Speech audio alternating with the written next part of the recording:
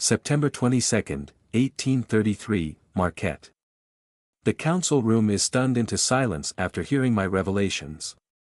10 years ago, I would have been ridiculed for stating those facts in public, in front of a ruling assembly. Now, my reputation lends credence to my words, and the resources at my disposal are second to none within the town. Even the Mine Consortium cannot match me in terms of military strength and influence. They know I speak the truth. The mayor is the first to recover and passes a nervous hand in his thinning gray hair. Are you positive about their numbers? Barring any major desertion, there should indeed be 250 fighters at the very least, with a good fifth mounted. I cannot believe it. Sullivan, what was he thinking? Silence reigns while members eye each other nervously. Holden, the banker and one of Sullivan's previous supporters, steps forward. I have a good idea about what his argument will be, and I need it to be stated and addressed here and now, lest it be mentioned later behind closed doors. We cannot afford dissent. Gentlemen, we are facing a destructive force, but Sullivan himself is a known defender of the faith, if a bit misguided.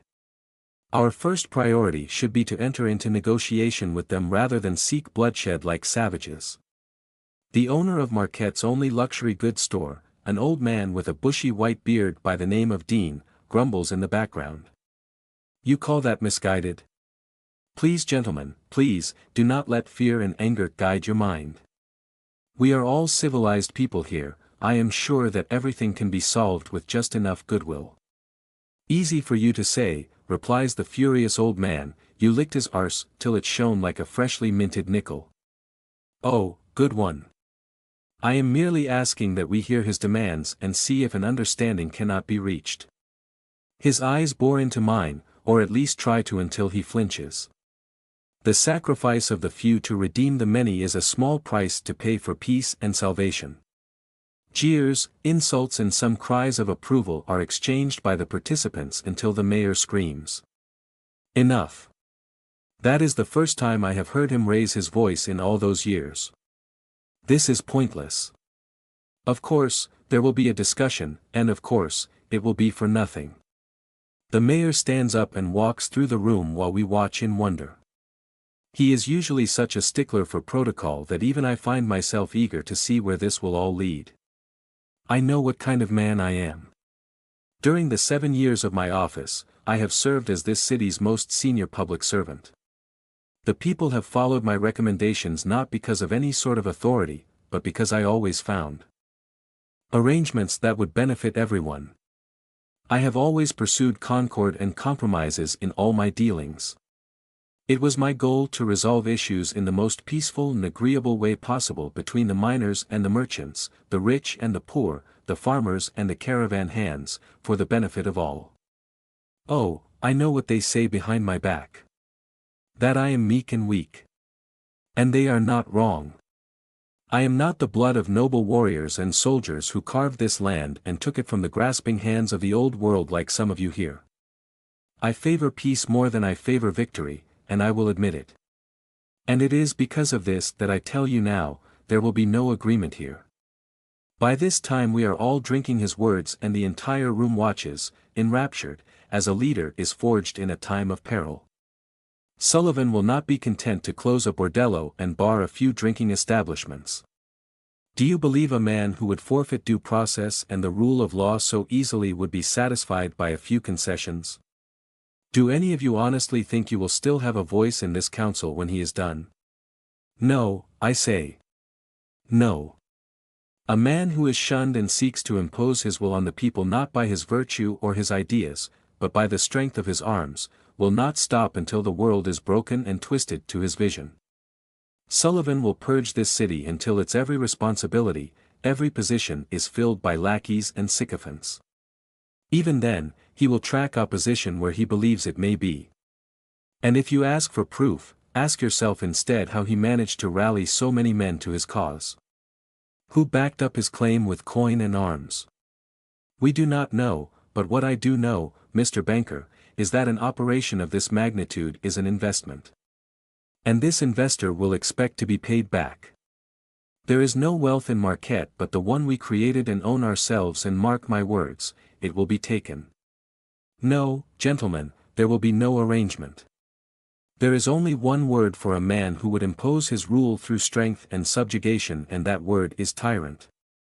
As Jefferson once said, it is the blood of tyrants as well as ours that must from time to time refresh the tree of liberty. That time, gentlemen, is upon us, for I have not worked so hard and sacrificed so much to see my beloved city fall into the hands of a fanatic and a madman. Regardless of your decision tonight, I will fight this man to my last breath and send him and his minions to the depths of hell itself, one bullet at a time if I have to, for Marquette will stay free, no matter the cost. The room is so perfectly quiet you could hear the shadow of a pin drop, then Old Man Dean bursts from his seat and trumpets. Bloody well said. Thundering applause turns to a standing ovation. I am quite proud of our little mayor, and when did he even grow a spine? His incisive words shattered the peace party's fragile unity in under a minute, as even the most cowardly of them succumbed to peer pressure. The rest follows with a degree of efficiency I am simply unused to. A town council resolution written in a single hour and voted unanimously. That is simply unheard of. In short order, the council mobilizes the militia and draws defensive lines that are quickly barricaded. The entire city helps with its erection while the mayor enchants the masses with rousing speeches, giving the entire affair an air of festival. I know what is coming and make my own preparations. The Order of Gabriel prefers covert methods, and my old spellcaster enemies are all broken, including the Pike clan. That leaves only one faction aggressive and powerful enough to commandeer an army like one does a wagon. Vampires. September 24, 1833, Marquette. A vampire is coming to Marquette. I have Harrigan, my head of security, scout their encampment. Since he already looks like a highwayman, he will fit right in, and I make sure to remind him that the dream will be burnt to the ground if Sullivan wins, and not to get any bright ideas.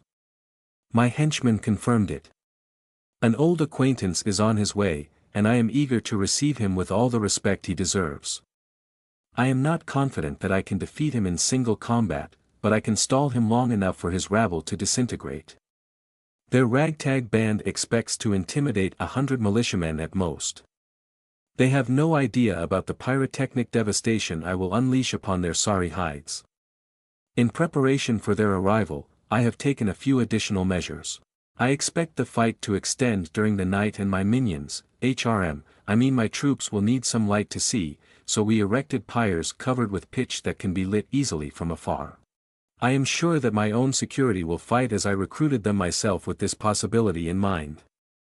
The great question is, will the Home Guard? As I make my way to their training field where they conduct a late practice, I consider that they have trained to take potshots at marauders and cattle thieves, not to hold back a determined force. The warehouses of the northern district fall away, and as I pass the last guarded barricade, I hear the sounds of marching troops and clamors. The Home Guard is drilling in their usual spot but without the usual good humor. I have avoided their meetings so far and only now realize how many of my girls are in their ranks. Some of them have not even retired from the dream yet. Their expressions are grim and determined, though a few flinch when they look at the group of men arrayed at the edge of the grassy expanse. Those spectators wear clothes of varying quality, and the only thing really tying them together is the general sense of anxiety they display. A few of them spot me, and a portly old man in a mended suit limps towards me, waving a cane in the air. "It's your fault, it's all your fault," he screams in a shrill voice. John stops him casually with a hand to the chest.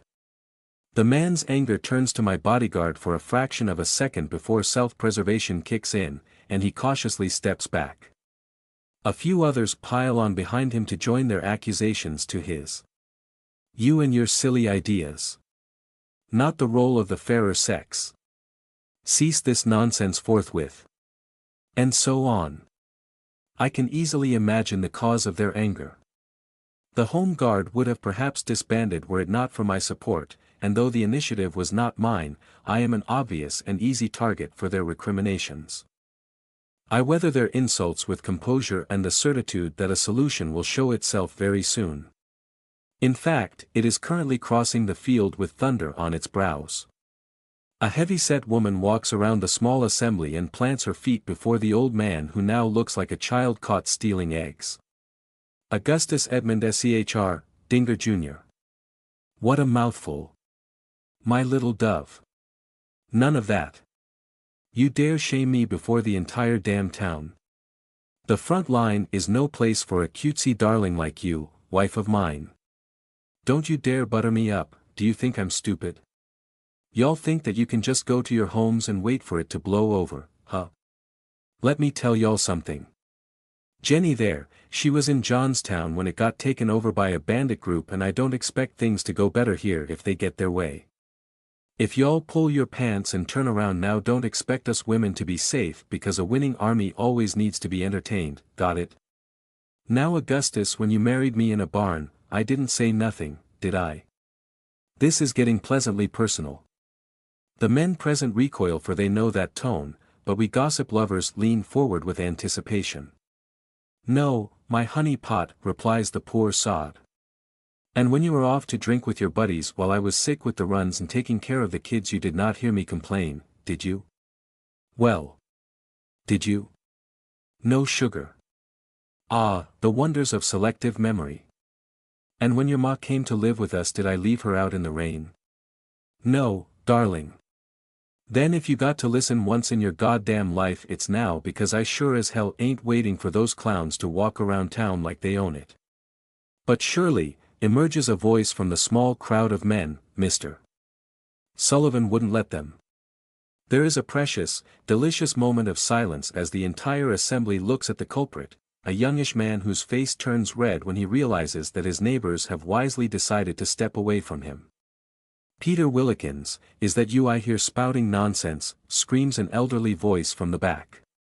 Before the lynching can begin in earnest, Mrs. Sechr, Dinger signals that she is not done. Sullivan is an asshole. Gasps. I said it. Whoever thinks he'll hold his word has forgotten his vow to uphold justice. To protect the people. Can you explain how we're protected with an army moving on us? Penelope dear, what is it you said?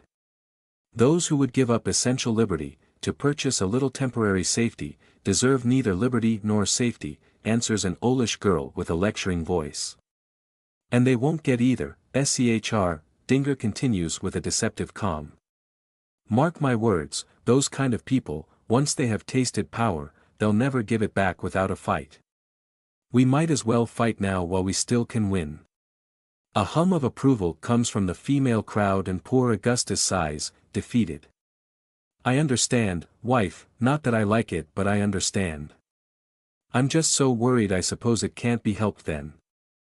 We must do what we must do, he replies, and walks away. The crowd disperses soon after, and while the girls go back to training, Mrs. Sechr, Dinger and Stetson stay next to me. I break the silence once we have enough quiet. I need to ask them.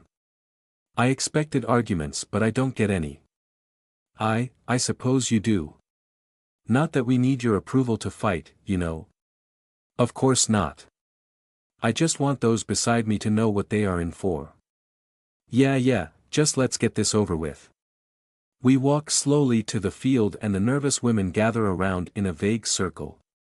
Some look calm, some less, but unless I miss my guess they are all here. Well, better get it over with.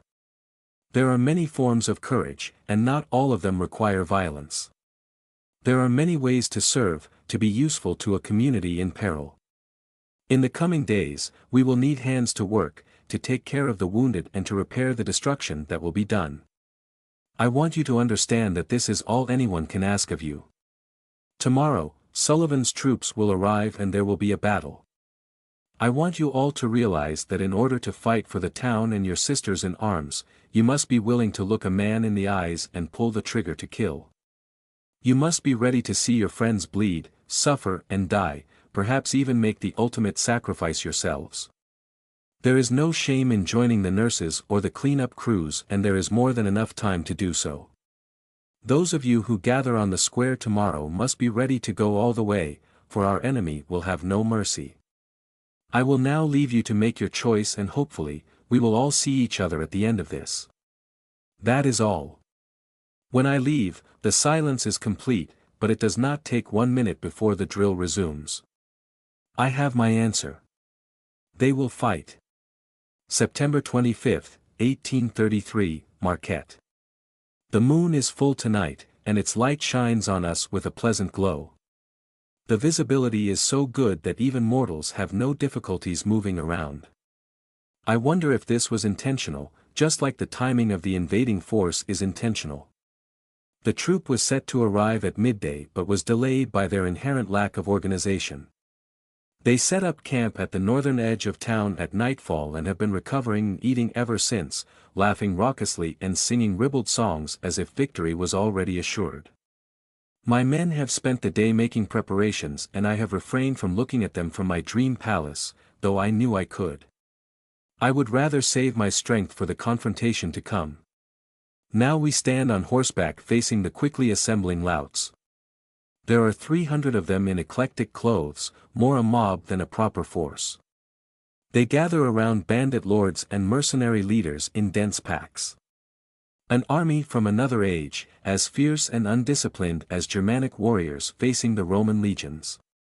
Behind us, the warehouse district is heavily barricaded except for an obvious weak point. The main street only has basic fortifications that a man can climb in a few seconds, manned in part by, well, women. Our purpose should be obvious. We look weak, so that they do not split their force to besiege us from less defended districts. We want them to look down upon us and charge forward expecting to smash our resistance in one fell swoop. It is working. My hearing picks assailants already commenting on what kind of girl they prefer. Hopefully, their lack of discipline will deny any flexibility to their leadership. We, however, have a plan which relies on drawing them further into the warehouse square. It has the merit to be simple, like most of my plans, and involve exploding things like most of my plans, actually. We also have other options if they do not take the bait. The small delegation by my side shifts uncomfortably. I have always endeavored to look proper and a bit meek to offset my position as madam. No one can look meek atop Métis. The nightmare is a foot taller than even the tallest stallion, and it took her all of 2 seconds to cow every other horse here. I am wearing my combat dress, which is sleek and form-fitting and looks exactly like what it is, armor. I also took my hunting spear and rifle which hangs from Métis harness, and 2 pistols as well as a long knife. The various people of the delegation force their eyes forward, then cannot resist and one by one, turn to me. They blink when their eyes confirm my appearance and then resume looking forward. After 10 seconds or so, disbelief forces them to look at me again to confirm that those outrageous memories are true. It's a circle. If their cats had come home dragging the corpse of the neighbor's dog behind it, they would probably feel the same. It's on my side, but it is also much more dangerous than I anticipated. I care little, for we have reached the end game. No matter what happens here, I will be gone in a few days. I am beyond worrying about my image. There are 6 of us, representing Marquette citizenry. Half the council is here as well as another woman who represents the gentry and would not spit in my face if it were on fire. A few riders emerge from the quivering horde facing us and make their lazy way across the plain. There are 12 of them, which is a clear message and the exact amount of petty intimidation I expected by the man facing me, on their right. Besides Sullivan, he is the only person who does not look like he attacks caravans for a living. Riding a nightmare, he still wears a beige ensemble from another age like the first day I met him. His handsome face is still crowned by dark hair and his blue eyes still show the same utter lack of interest. The only difference comes from his aura. Lambert of the Lancaster, Melusine's counterpart and Lady Moore's enforcer, is now a master. He meets my eyes and the annoyance he conveys is the most overt display of emotion I ever felt from him. Sullivan stops uncomfortably close to the mayor and his own men do not exactly surround us, but the message is clear. He sneers when he sees me, and the arrogance of self-righteousness is clear to all as he first speaks. I will be short. I am not here to negotiate but to offer an ultimatum. You will renounce your wicked ways, or your entire city will be purged from evil. To show your contrition and acceptance of the light and will of God, you will deliver this woman, and her staff, to my custody. You will relinquish your weapons and direct yourself to the town church where you will await judgment in prayer. Do so and I shall be merciful. Even those who opposed me will be granted an opportunity to atone for their sins and keep their property and families mostly intact. Resist me, and I shall visit upon you the wrath of the Lord himself. We will track and punish evil and slay all in our path, for God is just and will sort you out. You have an hour, do not tarry. And with all the dignity of the consummate bloodthirsty lordling, he turns around and leaves. The men behind stay long enough to growl and spit at our feet, and a few even ask us to resist as their men need to unwind. Lambert was the second person to leave. I did not even warrant a word from him, apparently. The mayor turns with as much disdain and dignity as his short, portly frame allows and we follow him quietly back to the barricade. The sentries open a short passage to let us through and close it immediately after. Still without a word, we follow our fearless leader to the command tent where Captain Wallace, head of the militia and entirely in my pocket, awaits us. Instead of speaking, Mr. Mayor walks to his corner and rummages through his personal effects until he finds a plump smoked sausage. The rest of the council surrounds him in a half circle but still he does not speak. Instead, he takes out a pocket knife and unfolds it, then plops the sausage on the town map I generously provided and that had remained free of grease stains so far. He raises his eyes and starts in a calm voice. My grandfather taught me a story of England. It is a good one, and though you may think my timing is ill-advised, I beg you listen to me now as all will be made clear. In 1649, a man by the name of Cromwell managed to install a republic, and though we Americans see such regimes with benevolence, I assure you, it was anything but. Grandpa told me of how they took power by defeating the royalists. A victorious regime will of course, for the sake of stability, purge the opposition from its government, sometimes permanently. He cuts the end of the sausage and discards it on the side. 'Tis only natural after all, and so nobody helped. Then, the Republic had to be united, so the Welsh were next to be brought into the fold, and who would even help them? The others were not Welsh, and so they did not help. A new slice joins the first one. But then dissenters surged in Scotland and they had to be put down as well. By then there were few people willing to help the Scots. And see, the proud Highlanders stood alone and divided, and were defeated. By now, the plump sausage is less than half its original size. And of course the Commonwealth extended to Ireland. Cromwell brought the Secession War to a close, and who helped the Irish? No one, for there was no one left. There is a fat third of the sausage remaining. And of course, for the good of all and the salvation of their soul, attending the Church of England was made compulsory, and who would oppose it? No one. They had to bend or be fined for every transgression. The mayor drops one last slice on the discarded pile and raises the stump of the original piece between stubby fingers. It is barely larger than the other parts. You are all brilliant men, I do not need to expand on this fable too much. Know this, when Sullivan realizes that the disappearance of Mrs. Lethe has not brought about the divine kingdom he envisioned, he will seek who he perceives as the nearest agent of corruption, then the next, then the next. By the time he is done, not one of you will be left whole. I will not even discuss his proposal with you, for it is not a compromise but terms of surrender with a side of threats. Now, does anyone object? Speak now without fear. Then it is decided. Mr. Wallace, we will proceed as planned. I will personally, and alone, deliver our decision to Sullivan. Gentlemen, it has been an honor. With all due respect, sir, I object, and everyone freezes. I may have a safer and more obvious way to convey our refusal. Do you, now? Yes. I assure you, the message will be clear as day. Very well. Gentlemen, return to your position and make ready. We shall express our opinion on Sullivan's offer shortly, and God help us all. Dismissed. Would the Christian God help me against another vampire? An interesting perspective. The council files out of the room in order and they spread around. I step out with the mayor at my side. All the present troops mill around with no clear purpose, throwing furtive glances at us as if I could not see them all waiting for us to speak. Those mortals are so cute, pretending to be busy like that. They are mine. We kill together. I make a gesture and they slowly gather around me with a mix of determination and shyness.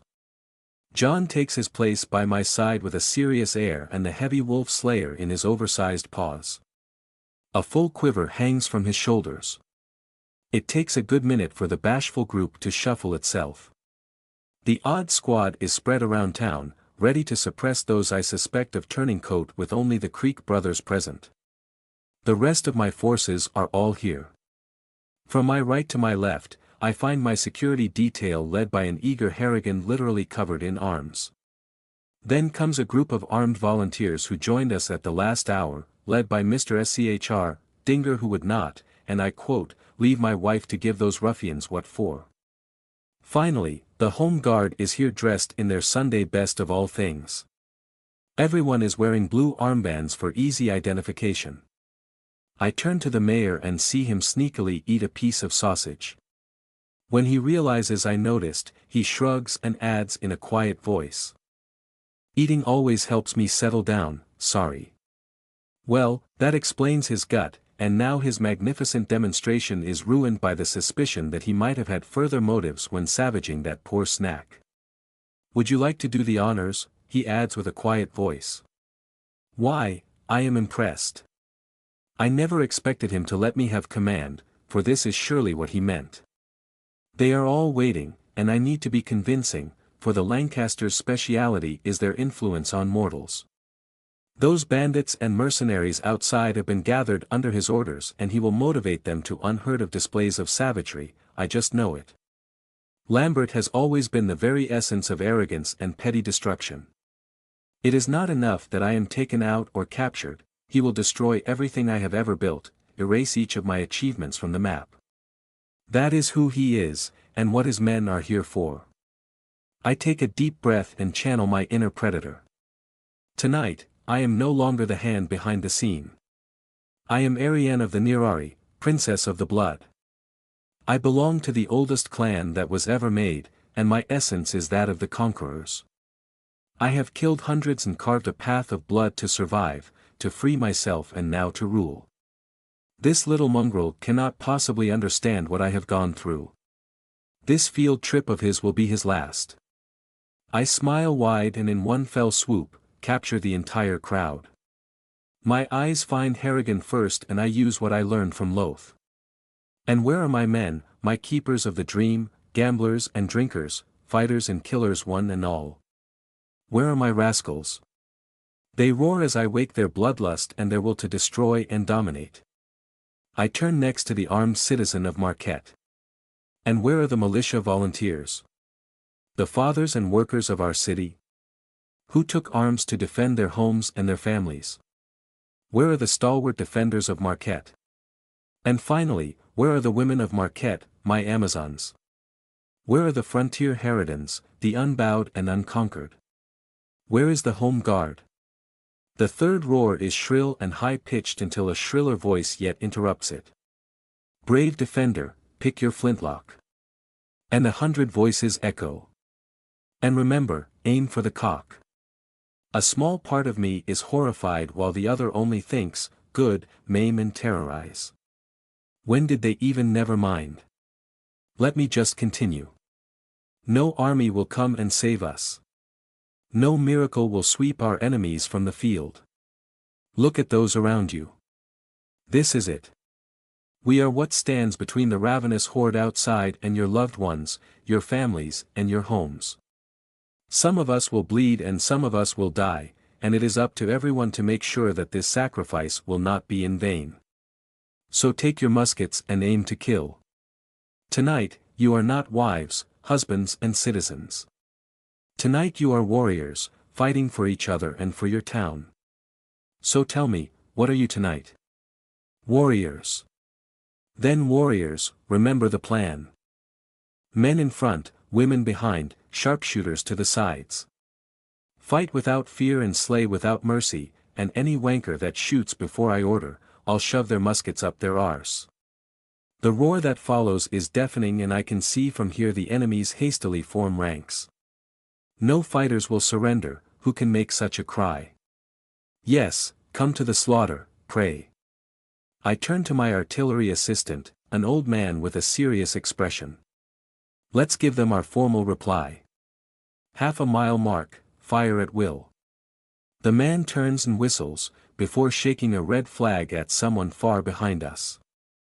A moment later, it begins. I always found the mortars make a deeper, more quiet sound than field guns. Few things offer a clearer refusal than indirect artillery fire. The first boom resounds behind us and makes the dust on the ground vibrate.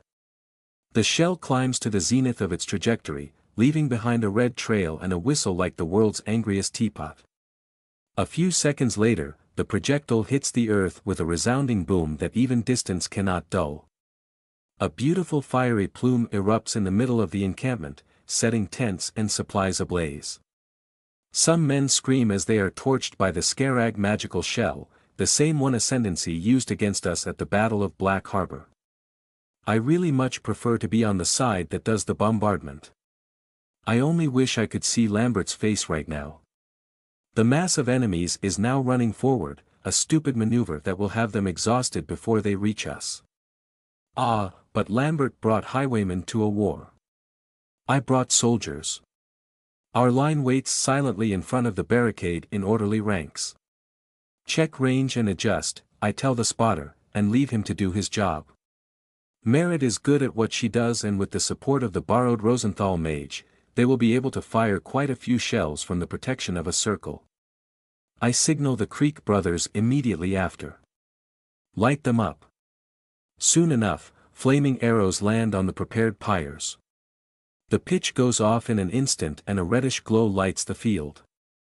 My mortals will have perfect visibility. We wait in silence and I turn with curiosity to the mayor. He is mumbling a prayer under his breath which irritates my ear. In his hands, he holds a Bible and a pistol. Praying for forgiveness, Mayor.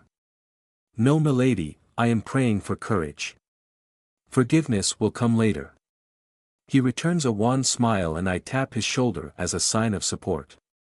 He is here, it is all that matters. The foes are still trotting towards us. Their screams and jeers offer a stark contrast with our own disciplined ranks. No one speaks, no one moves. There are only hard faces all around. The mortar fire now falls behind the assembled mass until the spotter raises another flag and the next screaming shell lands, this time a bit short, still blocking the path with an incandescent crater. Somewhere to my left, a man throws up, only to be offered a handkerchief by his neighbor. The next shell lands squarely in the middle of the enemy. 24 men are instantly slain and their dismembered limbs rain on their comrades in arms, who remain unfazed. Lambert's work, no doubt. It will take a lot to shock them.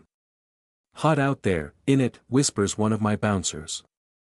A few dark chuckles welcome the comment. In a few more moments, the first foes reach the halo of light. The blaze reflects in their manic eyes and the glint of their weapons. A low roar starts as we finally come in their view. The first few start running again towards us as the rest spread in the semblance of a line. 150 yards. Ready. The first rank lifts their muskets. Aim. A forest of steel-tipped branches leans down and forward. 100 yards. Fire. The roar of the volley makes my ears tingle. The blue cloud of spent powder rises towards the sky as the first rank kneels and reloads without a word. In front of us, only a fraction of the men fell, but the advance slows as even the most brainwashed moron hesitates to walk towards their death. A few of the rowdiest bandits return fire with little effect. "Come on you bastards, you want to live forever," screams a man in fancy clothes looking vaguely like a uniform. He raises a saber and the foes resume their advance, faster still. "Ready!" I yell again. "Aim! 50 yards. Fire!" The home guard fires at a range where most can hit a target the size of a small mirror. More than 20 men fall instantly while others scream, holding mangled parts of their anatomy. The man with the saber lets out a horrendous scream and falls to the side, holding what is left of his manhood. A girly titter with just a touch of insanity caresses my ears. I turn to the mayor. It's Stetson. She has a fixation. He just nods, looking quite pale. The forward line is now in full sprint and even the humans should be able to hear their many feet pounding the ground, the heavy breaths from their chest and the yells from their lips. They are like a gigantic creature with 100 hearts, bleeding and hurting but quite alive and very dangerous. A maddened grizzly. We are a steel line in ties, hats and frills. And they will not break us. Ready. The first rank stands back up except a few too nervous to reload. Aim. 20 yards. Fire. This time the volley is devastating. Dozens of men fall and roll to the ground, only to be trampled by the rest as they have worked themselves up to a frenzy. The fastest warriors sprint towards us with abandon. First rank, fix bayonets. Second rank, fire at will. With practiced ease, the men turn their line into a deadly expanse of sharpened steel. The home guard behind is reloading frantically. The mortar falls silent after one last shell as the enemy is now too close to us. And then it is too late to plan. The melee is joined when the first fighters jump over the barricade. The first ones end impaled but some manage to smash into our ranks, felling men here and there. It only takes a few seconds for the line to be bogged in heavy combat. Immediately after, the pressure is lessened when the home guards start firing on assailants as they climb the barricade. I see a man climb up and take aim at our line. I blow his brains out just as a quarrel from John's own crossbow sends a pair of ruffians flying back over the edge. After that, the other foes get the message. The barricade lessened the initial shock and my first line holds fast. On the left, the citizens fight defensively, covering each other with care and fighting with unity.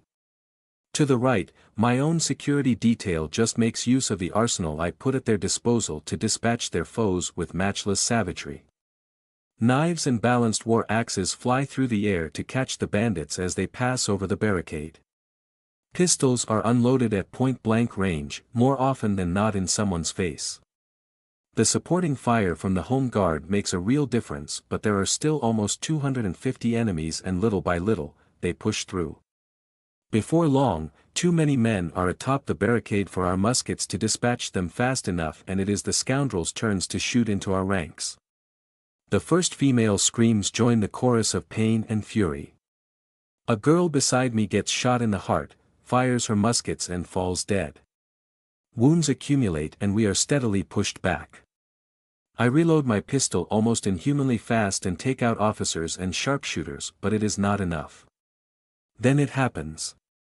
A highwayman covered in clay pots climbs on a crate and holds 2 of his grenades to the cigar on his cracked lips. Damn it. I curse with dismay. I need to but no time I grab a knife until a crack from my side surprises me. The madman covered in grenades falls with a surprised look and a deep hole in his chest. The mayor looks at the spent pistol in his trembling hands. Nice shot. I think it is time. I whistle and get the attention of the spotter. He nods and takes a trumpet hanging from his side. The clear sound of a horn covers the din of the battle. All right lads, lob it. Sparks emerge from deep within our ranks and soon, our own grenades arc overhead before falling amongst the chaos of the opposing side. The attackers mill around in despair. Some fall to their knees in an attempt to seize the bombs before they can detonate. I turn around and gallop to a side alley with the mayor and John on my heels.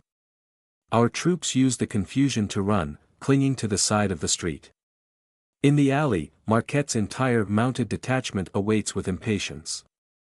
Anxiety has been replaced by anticipation in the eyes of those men, and they are more than eager to join the fray. "It's about damn time," grumbles their commander. "Gentlemen, forward." I follow them as they slowly make their way into the main street. In front of us, men and women flee in disorder, but as planned, they leave the center of the main street free. The chaos from the explosions and relative lack of visibility allow most to slip away safely. Form up. The riders form a tight wedge behind their leaders. Lead, crush and subjugate. No, let them do their job. If I charge now, I won't hold back. Lambert is still missing. Swords out, charge. The entire detachment jumps forward without restraint, men scream at the top of their lungs, and somewhere in the middle, a musician with a trumpet is having the time of his life. How does a disorganized infantry hold a cavalry charge? The answer is, they do not. The tightly grouped spear tip cleaves its way through the bandits, crushing them underfoot. I do not follow. I move around, picking stragglers with my spear. Some of my mortals are on the ground and beyond my help. I still spot a figure in a brown dress leaning against the wall to the side. She is the last one. I push Métis forward and we pick up the girl, who I remember is Penelope. She grabs my arm with a blood-stained hand. Her head rests against my shoulder. Somewhere in the melee, she lost her hat. Her brown hair tickles my nose as we ride back to Warehouse Square. We do not speak. She spasms one last time in my arms. When I lower her lifeless body in the arms of nurses behind our backup barricade, they too say nothing. There will be time to honor the fallen after. Warehouse Square is the largest open space in the entire city. My mortals have regrouped and reformed rank behind a last barricade. Some are missing. Some others wear bloodied bandages if their wounds are not too serious. The wails of pain behind us comes from the infirmary. They remind everyone that there are no other fallback positions. A minute passes and the cavalry detachment emerges in disorder from the main street, before turning right to their assigned position. The enemy does not follow. Come on. You smell blood in the water. You want to follow us. Soon enough, a sound reaches my ears and explains the delay. Thundering hooves make the earth shake and raucous screams leave us with no doubt. Their cavalry is in the city. They must have taken the time to clear the barricade and allow themselves in. The sound of the charge grows louder and louder. The Dream security, citizen and home guard cling to their muskets with determination. They are bloodied but not down. Some look with undisguised anticipation at the piece beside them. The line of cavalry emerges from the darkness in one great torrent, with Sullivan at the head. He holds a crucifix in one hand, his face a mask of exaltation. He screams with fervor when he spots us. It is God's will. I could not have put it better myself. Fire. At the head of the charge, the riders show me a unique gamut of expression as they notice the gaping maw of the 24-pounder facing them. Curiosity, surprise, horror and even acceptance. They all disappear as the field gun opens into them with a canister shot at optimal range. The world goes deaf. The cannon vomits a storm of fire and steel that takes the charge in enfilade. Tens of men are turned to red mist and flying organs in a moment, and the survivors can only look in terror as they bleed and die from musket fire. To the sides, the cavalry detachment and a militia squad that was waiting in reserve for this exact moment maul the foe in a deadly crossfire. Yes, perfectly executed. Well done, my mortals. Indeed not, silly human, indeed not.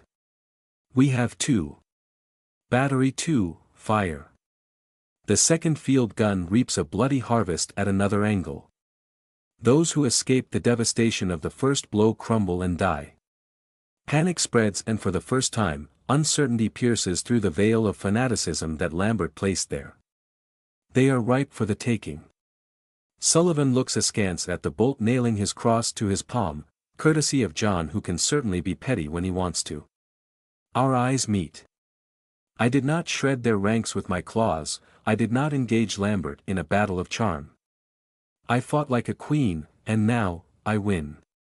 Sullivan, you were outplayed from the very beginning. Checkmate. The lead ball catches the fallen judge under the nose. His corpse leans back, spread eagle on top of his panicked horse as it flees the carnage. Now lads and lasses, let's kick them out. The order to charge comes from everywhere. Militia and cavalry sweep through the disoriented attackers like a tidal wave.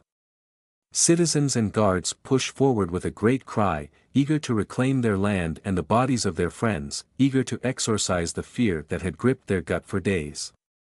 It is too much for the bandits who expected easy prey. They disintegrate and run away with all the speed they can muster. And yet, the battle is not over. Musket shots ring from our left and I realize the issue immediately. A significant part of Sullivan's men, maybe half, went to the side. They probably expected to flank us. I rally the militia, still fresh and out for blood. Their officer already feels the danger and rushes to their aid. I open the way with the ever-faithful John by my side, until I see him. Lambert stands in the middle of a deserted shopping road. His usual air of arrogant nonchalance is gone, replaced by frustration.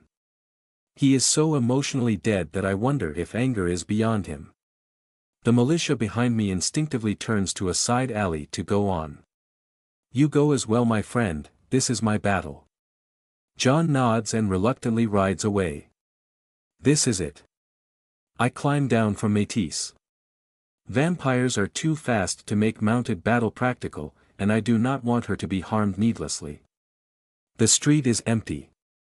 The shops there are barred and their goods hidden. It almost looks like a ghost town, but the red glow of fires and the cracks of discharging firearms belies the sense of calm that permeates it. Lambert walks to me, he the master and the enforcer, me the one who escaped and prospered. He thinks me weak, still. Even with his men fallen and his plans in tatters, his prideful demeanor is unchanged. He does not understand yet, but he will. I am queen here, and he is prey. Lambert's blue eyes are the cold of the deepest ice as he steps towards me with barely contained fury. I take my spear out and twirl it casually. We will come to blows, but I wouldn't mind talking a bit before that. Time is on my side in this case. Without his leadership, his rabble will collapse while my side has every advantage including numbers now. As he stops at a respectable distance, I consider that I have not interacted that much with Lambert. I know why now. He was the enforcer while I was the errand girl. In a way, it is a mercy that we did not meet so often. His perverted drive to taint and destroy everything a person is and owns before killing them is the mark of a sick mind, a deviant, whose sole entertainment is ruin. I use the silence to study him as he studies me. Arrogance. This is what he embodies. His posture is relaxed and confident. His handsome face is twisted by scorn and disdain. My enslavement and death are not even a game to him. They are a chore. Something he will inflict in passing before returning to more civilized lands. He only wears one weapon, a luxurious fencing sword in a scabbard by his left flank. His hands are gloved with white and his spotless beige ensemble fits comfortably on athletic shoulders. By comparison, I am dirtier than a farm hand after a slaughter. I do not mind. Those are the marks of who we are. I suppose Lambert expected me to threaten, beg, or negotiate. My uncaring silence has worn his patience thin and he is the first to talk. We meet again, peasant girl. I have been sent to retrieve you so that you may be judged for your many crimes. You can come peacefully, and I will be mostly gentle. Or you can resist, and I will remove your legs and arms and drag you back to New Orleans in a child coffin.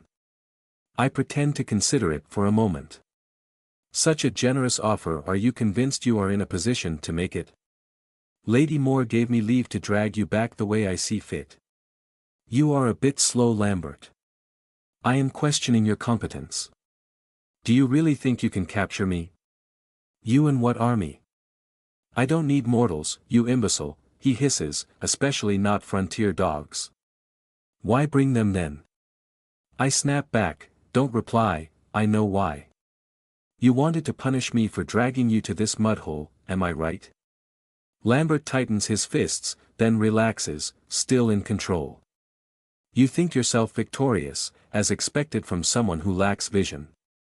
None of your pathetic accomplishments matter. After we are done with you, you will beg me to come help you burn this place down. You are delusional. You really do not understand the situation you are in, he scoffs. The kill order on your person is still valid, and even if you were to miraculously escape this place, the night squad on your tail will not falter. I made sure they knew everything. You have run out of options. Of course they are coming, I called them here. I did not, I called Jimena, but as long as she's here I will be fine. You what? You are insane. If you think Anatole will show you mercy. Of course not, I say dismissively, but I do count on him respecting the accords. You see, there is a way around a kill order. I have his attention now. Every minute spent talking brings his forces closer to destruction. He may fall back just to avoid being surrounded by hostiles. I do wish to kill him, but I also wish to take little risks. I am so close to safety, to recognition. In his great wisdom, Constantine included an amendment to the law. City masters are expected to be the target of many a machination, and to guarantee that the speaker is not dragged into local conflicts, a night squad cannot be sent to slay one. They must be brought before the speaker for judgment. You cannot be serious. I received recognition from House Rosenthal, the local branch of the clan. A copy was sent to Boston. It is done, Lambert, I am entering society properly this time, and you cannot stop it. Burning the city to the ground will not help, threatening me will not help. Even that devious and dishonorable blonde cur will not raise a hand to me unless he wants to publicly break his oath to the knights. You come as the game is already over, Lambert. I will go to Boston and claim my due. I have made it. After 30 years as a slave, pariah and fugitive, I have finally made it. No, you have not, he snarls, I will take you back this very night and you will be our slave forever. No one mocks us and lives free. Your army has failed, your machinations have failed, all at the hand of a peasant girl. And now you threaten me with violence. I am unimpressed. We shall see, peasant girl, we shall see. The night is still young and there is much I will show you. Lambert draws and charges. I push him back with a quick jab and we start circling each other. I probe his defenses and find them formidable. Even my fastest attacks are lazily deflected by the tip of his blade. When he attacks, he tries to bat the spear away, but quick footwork and bringing the spear back allows me to keep my distance. Thank you, Nami, I cannot imagine how hard it would be to face him without your training. Lambert is clearly a master fencer and only my experience facing superior foes lets me fight him without already collecting wounds. His speed is only the same as mine, but his strength and technique are far above. Patient hunter. I will take my time. He looks down upon me. His overconfidence will give me an opening. We move around the street. He moves in a line while I move in a circle, mostly to counter him. We go faster now that we are used to each other's style. Then he stops and crouches. Dodge to the side. In an instant, he disappears, and a fiery line ravages my left cheek. Better. Now you will hold your tongue. Silvery runes glow on his blade. An enchanted weapon, of course. The unfamiliar feeling of cold air on my teeth almost eclipses the pain. Lambert blinks and inspects his left flank, where I left a little surprise. One throwing knife used, 2 to go. The Lancaster grunts and removes my weapon from his flank. Black blood seeps on his beige overcoat. Merritt's runes glow red. That has to sting a bit. You will pay for your insolence. I return a lopsided smile and we resume our fight. Lambert changes his style. He uses his strength more and tries to corner me recklessly. His blade bites into my left arm guard, but the blow is mostly stopped. The pain is still manageable. I retaliate by using more sweeps and exploiting his opening. Eventually, he tries to walk on my spear as I extend it. I dive low and catch him in the tibia with a horizontal swing that smashes him into a boarded window. He stands up with a snarl before I can capitalize on my victory, however, but a new black stain mars his trousers. He redoubles his efforts. I am on the back foot and retreat as his attacks become ever more aggressive. He maneuvers me into an alley. I jump back then up, bouncing from wall to wall until I am on the roof to avoid being trapped in close quarters. I am patient. I cannot match him in strength. I just need to hold on and then, punish. Ever tire of running? He asks with an arrogant voice. I keep my distance. I am a patient hunter. I do not let my rage overcome me. You think that being part of vampire society will change your life. It will not. You are not ostracized because you are unlucky. You are ostracized because you are a monster made on a whim by an ancient horror. All of your master's spawns are sick puppies and you are no exception.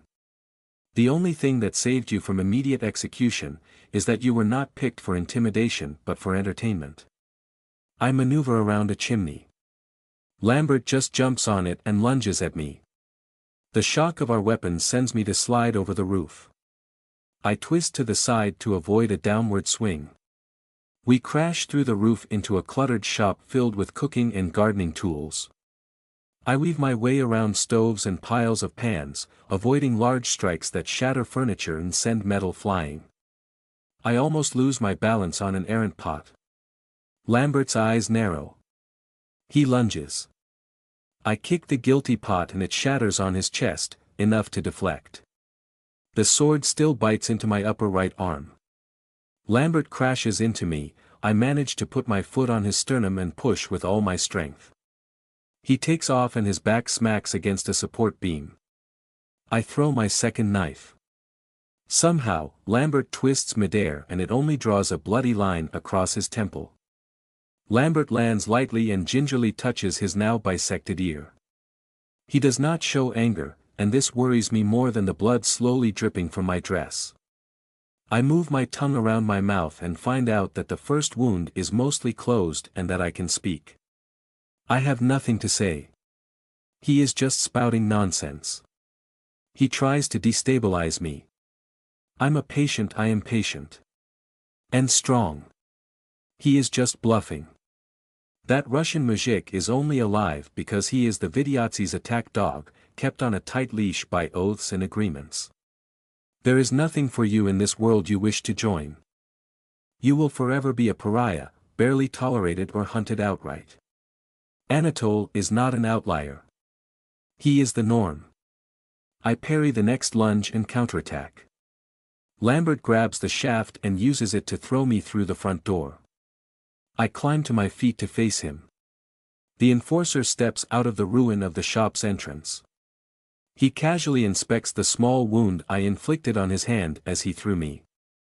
He is supremely unconcerned, and his eyes are so cold.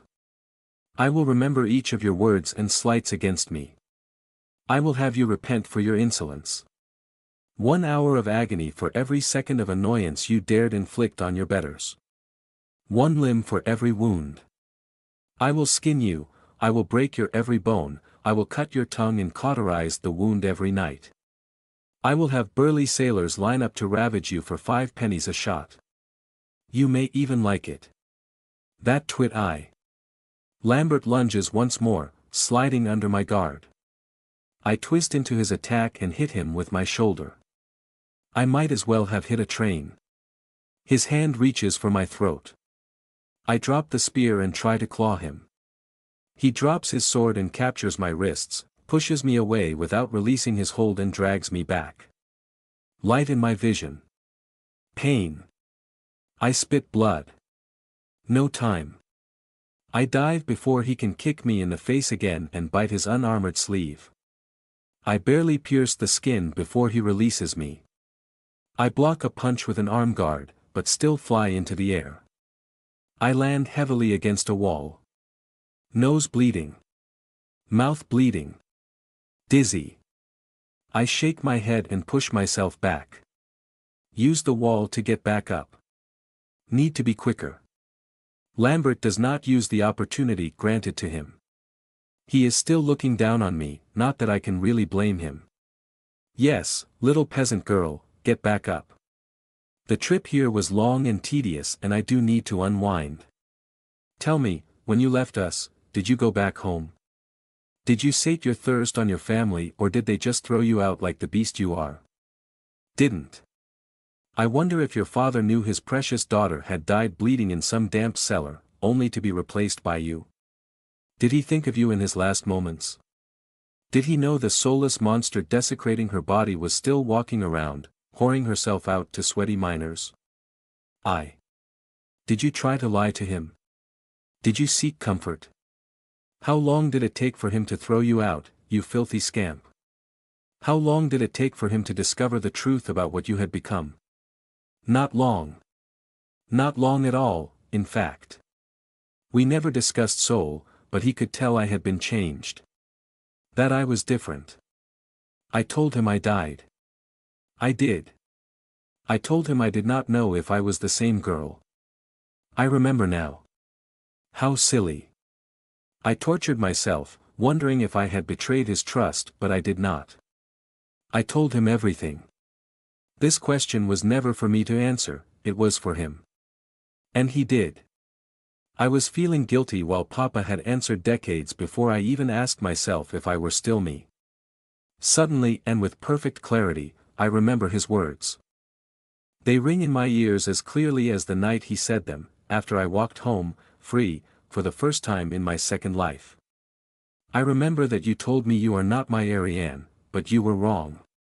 You still carry the same spirit, the same aspirations and God forgive me, the same love for unladylike things that go boom. Yes. You think that being human is what made you my daughter. It is not. Being you is what made you my daughter. You have always changed and grown, this particular change is just the latest and the most dire. Do not despair and do not let go of your past and our time together, yes? Yes. Yes. I am me. I am always me. Not just a monster, not just a person, not just my father's child and not just a vampire. I am all of it, and more. I am. Me. Ariane of the Nerari, previously Ariane Beatrice Lucille Raynaud, daughter of Hercule Raynaud and Diana Anjou, scion of the first. Friend to Jimena, Neshoba, Isaac, Loth, Merritt and others. Protector of Marquette. And royally pissed. I parry Lambert's lunge before the blade digs into my heart. It slides along the armor, digging a furrow in my flesh. I grab the hilt and drag the sword forward until it digs deep into the wood. Gouge the talon. I twist and slice, catching Lambert's arm and cleaving him to the bone. He hisses in pain. I am not done. I rush him. I have a knife and he has nothing, the sword stuck in the thick log behind me. He blocks and dodges but not enough. His suit is half black with blood. Subjugate and devour. Lambert winces and grabs something from his chest. My next strike is deflected by a shield. Dodge. I dive under a claw and block a foot, I am propelled back and when I look up, Lambert is snapping something around his left hand. Ah. I should have expected that, to be fair. Lambert is a bloody mage. I will admit that your stupid savagery gives you some measure of resilience. I suppose I will have to make some effort to take you down, after all. Not good. I dive to the side and pick up my spear. I rush forward. I had no idea he could cast. I don't even know how good he is. This will be a close one. I need to finish this quickly. I move faster than ever. Bind. Massive red manacles emerge from the gauntlet. They hiss and slither to me like snakes. My claws glow blue. I will only be able to deflect such a strong spell once before running out of energy. It matters not. I only need one try. I slap the spell away. Lambert's face widens in surprise. Close. Lunge. Shield. Pierce. The spear tip glows with Sevilla's gift. The Court of Blue's expertise clashes with Lancaster's spellcraft. The spear tip digs through my foe's chest like a hot knife through butter. I lift his body and slam it into the ground, pin him like an insect. Yes. Yes. No. Hold on, something is. Bind, a voice coughs. I dodge, but the angry links track me, find me. They snake around my arms and pull me to the ground. So heavy. Hurts. Everything hurts. Lambert grabs the shaft and pulls the blade from his bleeding lung. He spits blood and slowly gets back up. Impossible. This is impossible. No vampire can stand after losing their heart. The very idea is ridiculous. Our heart is our heart. How? I cannot be. Never thought, he coughs bloody foam on his lips, you'd push me so far, few know of this. He adds with a smirk as he grabs the spear's shaft. Shatter. The lightly enchanted pull breaks in his fingers. I don't understand. Lambert painfully stands back up with an evil grin on his face. The chain constricts me, extending from his glove to my chest. The links grate painfully against my bones and the wound on my left flank. Without the Econ's power, I would be screaming. None of your efforts matter. You are out of tricks now, and in the end you fall, alone. I am never alone. You. Lambert screams as he dodges a silver quarrel. His focus breaks and the chains break and fade. Your servants will not save you. I will admit the timing was impeccable, but this isn't what I was referring to. He is right, I am out of tricks. I only have my ace left. I take the silver cylinder on my chest, pop its cap open and down the contents. Cheers. I despise this world. I despise it and those in it.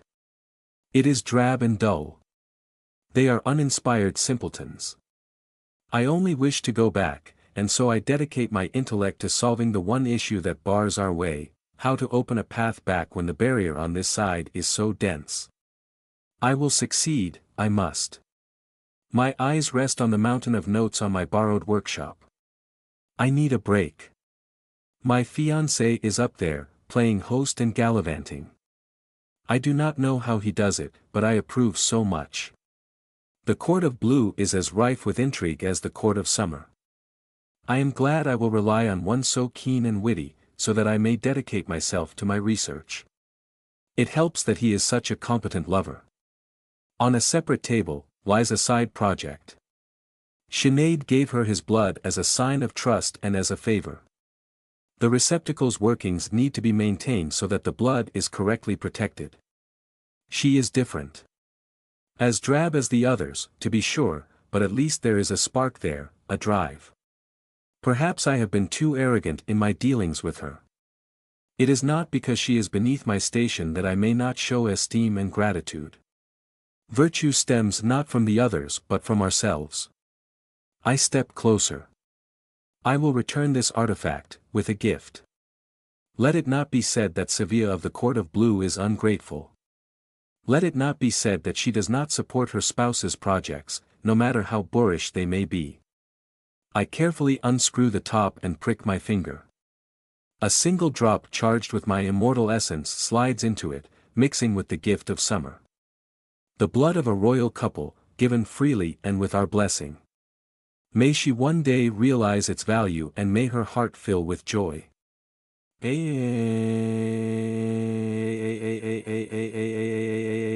death at stupid tarte.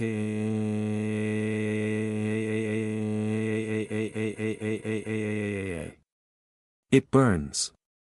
Always before, a struggle, always before, not enough, always before, thirsty. Too much, it is too much. The vitality and power carry me like a torrent, a tidal wave. They are everywhere and they do not stop, and there is always more. I am exploding but inside, and exploding again and again and again. The power bursts into my bones, my ligaments, my organs, everywhere. They force themselves into me and then they become me, and more comes and becomes me as well. It doesn't stop. There is more me, more of my essence, mine. More. There is as much power as in my master's blood, but it doesn't let me stop, it doesn't let me breathe. I should be the size of a barn, and yet it manages to push itself into my tiny frame, and there is still more. From my heart, I feel something pulsate once and find an echo somewhere above. It pulses again and again as each wave of power burrows itself into my essence and becomes mine. My wounds are long closed. My exhaustion was washed away in the first instant. Lambert is standing here, moving like a slug with horror on his face, and I could snap his neck, but I cannot because I cannot move. I can only endure as the wave washes through me and in me, only to be replaced by another. The pulses come faster now, and I can feel it. My essence echoes from my heart to the rest of my body. My essence. I can feel my essence, for the first time ever. It is mine and mine only, the touch of the Watcher. My inhuman soul. My aura flares and expands with unprecedented might. I am a master. The power stops because it has pushed into me as much as it could, carrying me over the edge. I feel raw and tender, but now the power courses through my veins, eager to be used. It purrs like a great cat. So much energy. I can do anything. Ha ha ha ha ha ha ha. I extend a hand to Lambert's face. A rune appears in the air, one I saw in the dream when Nirari killed Wolfgang and the army arrayed against him. A red branch emerges from it and crashes through a hastily erected shield. Lambert screams as his arm is mummified in an instant. His blood crawls back to me, a droplet in an ocean. I am doing magic. How can I not? I am a goddess. It won't help him now. He runs, no, he limps away. I already hurt him so much. I lift a hand and the spearhead jumps to it, unbidden. I do not need to run. Heartseeker. The spearhead blasts away and pierces through the enforcer's chest, 2 walls and into a smithy with an ear-shattering clang. So easy. Prey is on the ground, unmoving. I reach once more and the body is dragged towards me, but slower. The power is going out. Why? Lambert's heartless form is before me. I kneel and grab him by the collar. Ignoring his panicked eyes, I push his head back to uncover a white neck. I bite down. I know the taste should be exquisite, but my senses are dulled. There is so much that happened. The power in me has mostly petered out. The rest is seeping into my heart as fast as it can welcome it, completing the transition. I feel so wrung out. Beyond tired. A pair of solid arms pick me up as I collapse. I see the softest smiles on John's hideous face. I help you now. I am safe. I close my eyes and surrender to the darkness. The dining room. Achilles is trying to look serious with his freshly grown adolescent beard. Papa's eyes are full of mirth and my Aunt Catherine's are full of pride. Her husband Roger smiles peacefully as he eyes the cake with a hint of gluttony. It is so big and white and red. Covered in strawberries. Go on, Mon Ange, blow the candles. I take a deep breath in and blow. So many little lights I need to extinguish. It takes a long time for every last one of them to die down, but soon, I am finally done. Time to get a slice. I stab and look up through the darkness.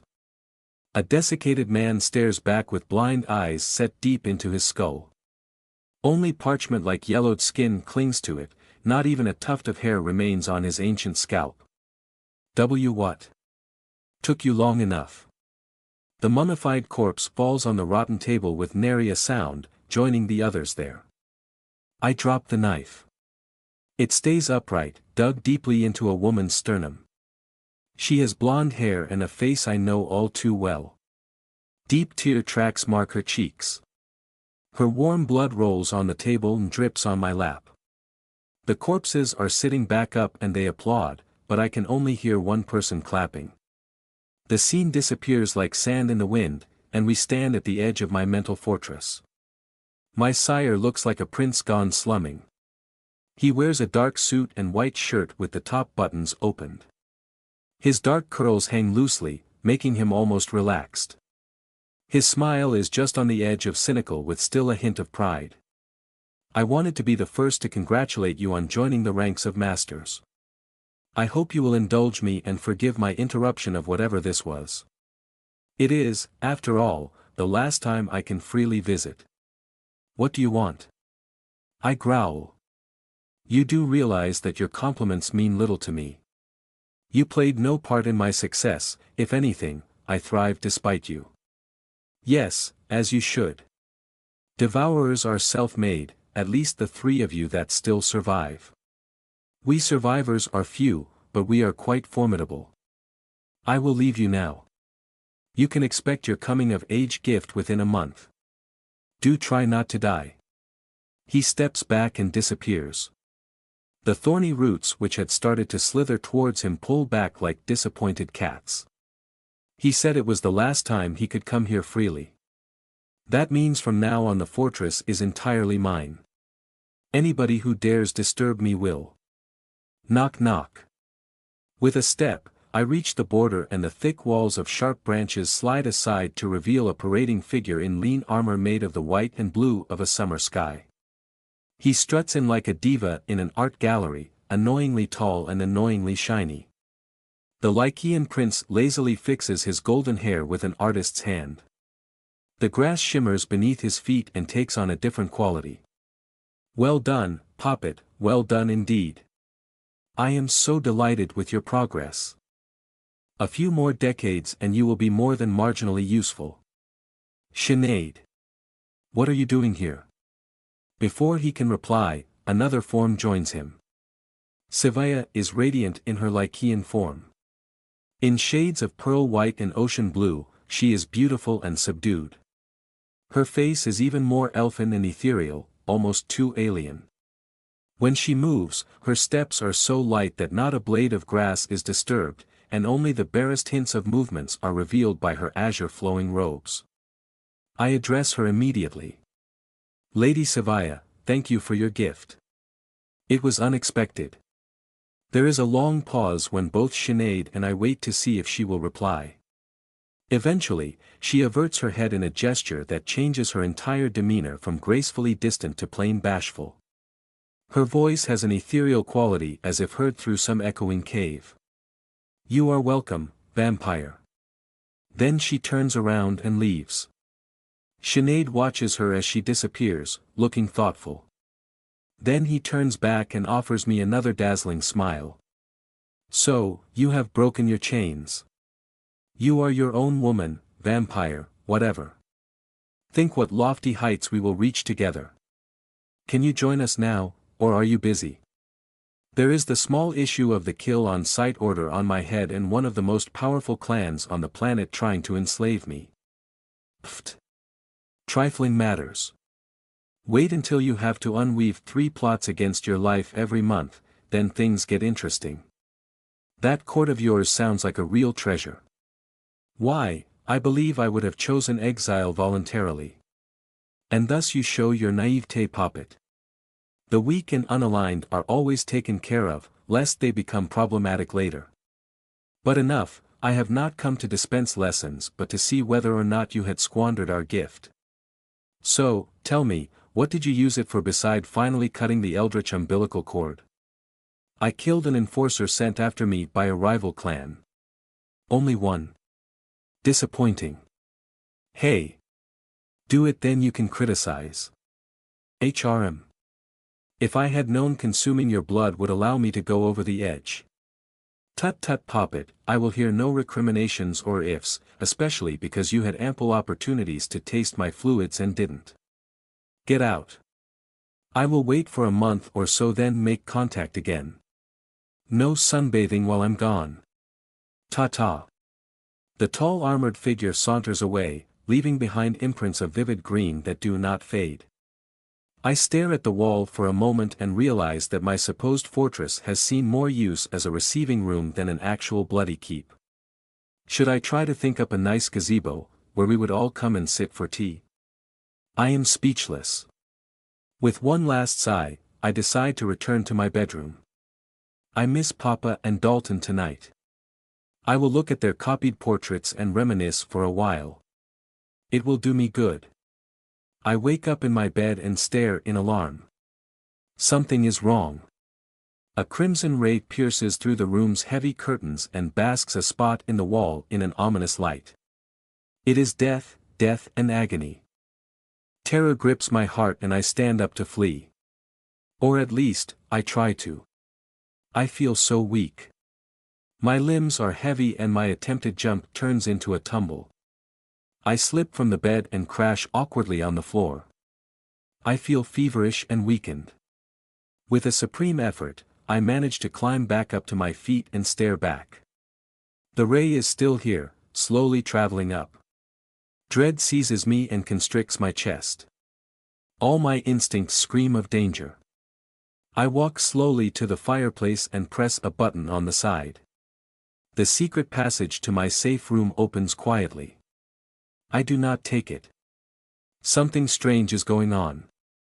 I need to understand. These instincts I feel are most queer and this ray of supposed doom is quite meek for a deathly threat. I watch and resist the urge to cower. It slides up and up, then disappears, and with it, my weakness. In one instant, I go from feverish and weak to perfectly alert, as usual. Understanding makes me widen my eyes. The sun. I saw sunshine. I was awake before dusk. I truly am a master. This was not an hallucination. Then. I close my eyes and relax. I feel it within myself. My essence. It is centered in my chest and expands outwards in veins and networks to my extremities. The channels are thin for now but they should grow, in time. I try to hide my aura like Nami showed me, and though my control is already smoother, I have more difficulties. My aura flares and drops randomly. I am not too worried. I remember Isaac mentioning something similar. It will take at least a week before everything settles back to normal. And now, for the moment of truth. Lord Nirari is a twit. I wait with bated breath, which isn't too surprising considering I do not breathe to begin with. Nothing. Lord Nirari is a twit I say. He. Twit. Ha ha ha. I can badmouth him. I can say bad things and I don't care. This is fantastic. He is a twit and he smells bad. And he has poor taste in clothes. Those are lies. I am merely testing the limits of my newfound freedom. He can go and greet the sun. Ha ha ha. Eep. I jump in surprise when somebody knocks on the door. Ahem. Come in. Merritt's tired face greets me. She stares at me with no small level of annoyance. Are you having fun? I have no idea what you may be referring to. She rolls her eyes, something that Ollie has been doing a lot recently and that I associate in her with exhaustion. I got it easy, going to bed. She must have spent a lot of energy handling the aftermath of yesterday's events. So, how are things? I ask lightly. A lot happened while you were having your beauty sleep. Wallace's men went after the stragglers for most of the day and made sure they couldn't regroup. They think we're safe now, especially with Sullivan dead. Most of the bodies have been cleared and there will be a service on Sunday for our own. We lost 37 people all included and probably another 4 more before tonight. The rest should recover though we still have more than 50 wounded. The home guard lost 6, including Penelope. Annabelle got 2 fingers shot off. Harrigan says your security lost 3 but many are wounded. The citizens lost 7, including Mr. Schrödinger. He died covering his wife's retreat. I wince. I care so little for mortal lives, usually, that it feels strange when I do. Merit is not done. The militia found more than $1,000 in gold in their command tent. The council had an emergency meeting and decided that they would be used to repair the town and compensate the families of the victims. Marquette is still a mess and the barricades mostly stand. I expect it will take 3 days for things to return to normal. I understand. Merritt shows signs that she has something else on her mind, so I wait. She seems rebellious for some reason. Where did you disappear to? I was looking for you the whole night.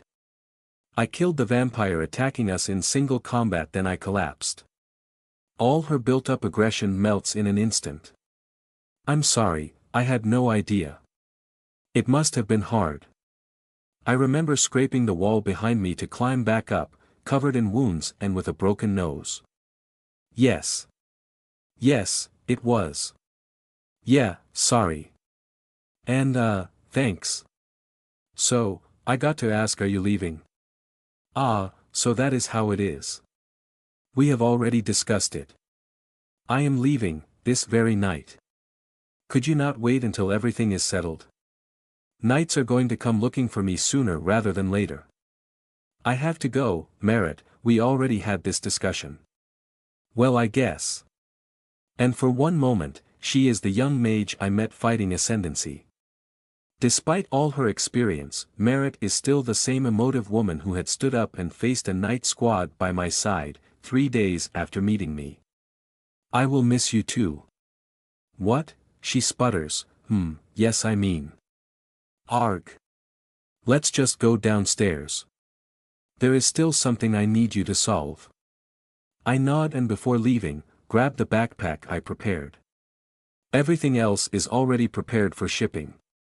The dream is mostly silent, which surprises me. Battle has a way to make people seek the purest expression of life, and Little says life like mindless sex. I make my way down to the workshop where only Merritt's family's belongings remain. She is standing next to an anvil. I am surprised to see that the heavy piece is splintered in its middle. What is this? She wordlessly points down and I walk around the smithing implement to see what caused it to break in such a way. Oh. That would be the head of my spear. It's still intact too. Sevilla does good work. Would you mind removing it? Teams of men tried and failed, and Mr. Sully wants it back. Not at all. I brace against the solid piece of iron and pull the blade out with a shriek of tortured metal. I inspect the tip.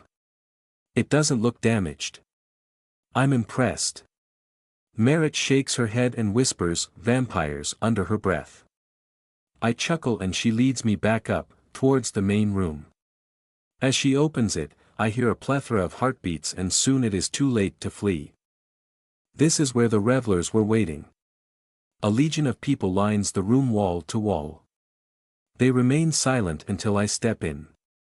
Even the mayor is here. He applauds first, then everyone joins him to create a thundering clamor that shakes the building. Ha! I feel strangely emotional. Somebody hugs me, one of the girls who had joined the home guard. Annabelle. Before she can release me, another joins her, then another. Meanwhile, drinks and food are distributed around as person after person wishes me goodbye. I was planning to leave unnoticed. One could argue that Sullivan came here because of me, that the army attacked us because I was there. On the other hand, I did a lot for this city and I stayed when it mattered. I followed the spirit of Eneru, to rule justly. This is the conclusion of 20 years of reign. I feel decidedly strange, and it is not because of my flaring aura. I feel sad. I am leaving Marquette for good. For the past 3 years, this moment could not come any faster. Only now, at the moment of my departure, do I realize all the good things I will have to leave behind, and the best thing of all is the people. How I love to hate them. Those frontier men and women. Stubborn and filled with superstitions, judgmental and temperamental they are, but under that, there was a kind and courageous heart. They came through when it mattered the most, when others would have panicked and fled. I make my way through the crowd and greet Oscar, my bartender, Solomon the rescue, the Creek brothers and the other members of the odd squad, Kitty and the girls, Irma and some of the families. Regulars who come every week and citizens who never stepped in here before, all come and pay their homage. Little by little I start to accumulate gifts as well. Harrigan leaves me one of his lucky knives, which has a bat's skull as a pommel. Ollie and Lynn give me adorable drawings of me beating the ever-loving hell out of wolves and the judge. They even drew the fangs. I get trinkets, carvings and enough cutlery and tankards to start another inn. All of it goes into a giant coffer that I will have to ship as well. It takes me a solid 2 hours to run out of faces to greet. By then, each farewell is made longer by my interlocutor's advanced state of inebriety, and I have to extricate myself from more passionate declarations than I had to face in the past 5 years combined. I step outside to face the hardest farewell yet. I cannot bring anyone with me as I will technically be in custody, and every aspect of my travel, including nourishment and security, will be in the hands of the night. John. The giant's eyes widen completely and the bow of his horrendous mouth curves upward until Bwahahaha. His bawling sounds like a group of men blowing a pierced hornpipe. Before I can try to comfort him, he lifts me in his arms. Ack. Ow, there goes my spine. That would have killed a mortal for sure. I awkwardly pat his shoulder while he turns the front of my dress into his personal handkerchief. Don't worry, we will meet again. This is just goodbye. It takes a long time before he lets go, and when he does, he looks lost. I recognize in me an emotion that I almost never feel while awake. Guilt. The cattle will be sent to Charleston as part of another agreement, but John is different. He is not cattle, nor supplicant, nor vassal. He is just a man who offered me his loyalty. And now I leave him behind. I need you to stay here and protect Merritt. She is strong, but she cannot notice everything like you do. You stay here and watch her back. I'm counting on you. The simpleton nods and swallows his cries, which only makes his face even more tragic as tears trail down his ruddy cheeks. I am not too worried. Merritt can certainly use a bodyguard. Speaking of the red-headed devil. So, this is goodbye. I nod. It is. I must say, 2 years ago I would never have thought, but then God, I'm making a mess of things, ain't I? I wince. Ah, sorry. Still can't believe I'm taking over a large part of town on behalf of a friend who also happens to be an immortal creature from legends. I had to run for so long to stay away from the Pike family and protect the kids. I was ready to die in exile, so to speak. Is this all real, or am I dying somewhere of fever? If you are, stop dreaming of me facing mortal perils so often, pretty please. Heh. Ah, enough of this. You take care, and if those knights cause you problems, I'll come and kick their collective asses. Stay alive and come and visit sometimes. Thanks, Merritt. Be careful and write often. Goodbye. I grab my backpack and with one last wave, I ride into the night.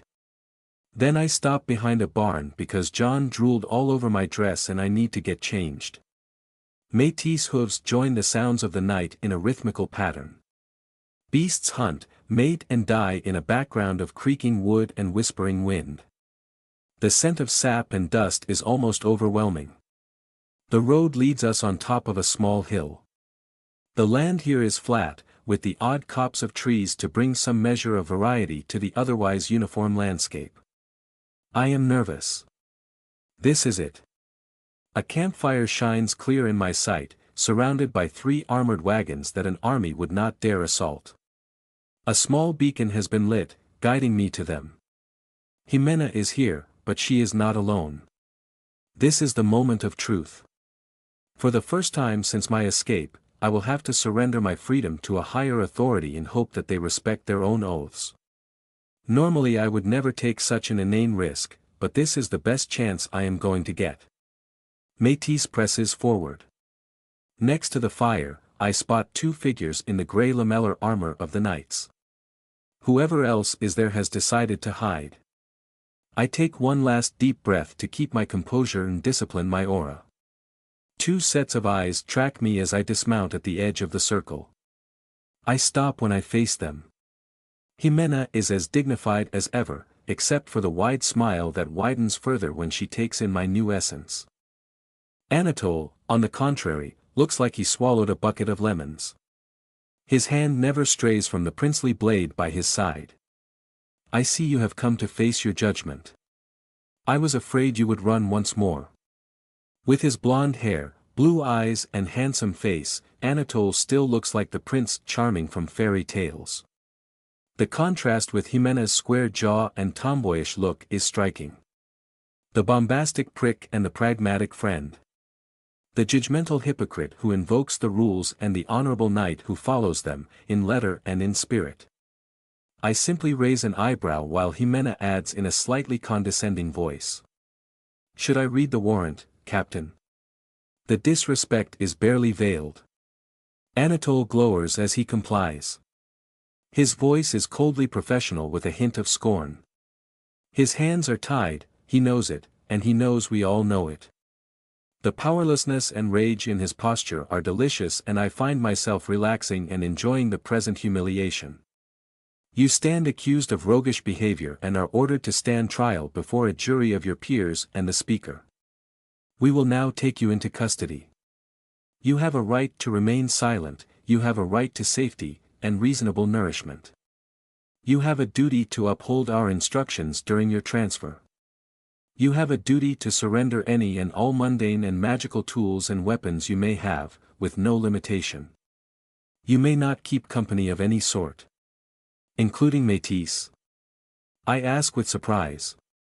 Of any sort, he replies with annoyance, your transportation will be assured by my squad, and so will your safety. Are you willing to comply? He looks hopeful for a moment. I notice Jimena's serene smile and her imperceptible nod. She is confident. I will comply, yes. I turn to Métis and release her from her harness. Once she is fully free, I turn to pat her but she surprises me yet again. The proud nightmare places her head on my shoulder. I am moved, and reach to caress her chin. As I approach she moves back, blows air into my face and gallops away with a neigh that sounds suspiciously close to a laugh. I see you have properly bonded, Jimena comments drily. Anatole remains mercifully silent, focused as he is on my gear. I approach and take out the spearhead, still not repaired, a silver pistol, 3 throwing knives and a dagger which I leave on the harness. Are you not a bit under-equipped? Asks Jimena with a knowing smile. I know, I reply, I left my rifle and a few other things. I figured I would be traveling light. Right. Are you not forgetting something? Asks Anatole with impatience. I think for a moment. Am I? Whatever tool you use to avoid detection. Ah, yes.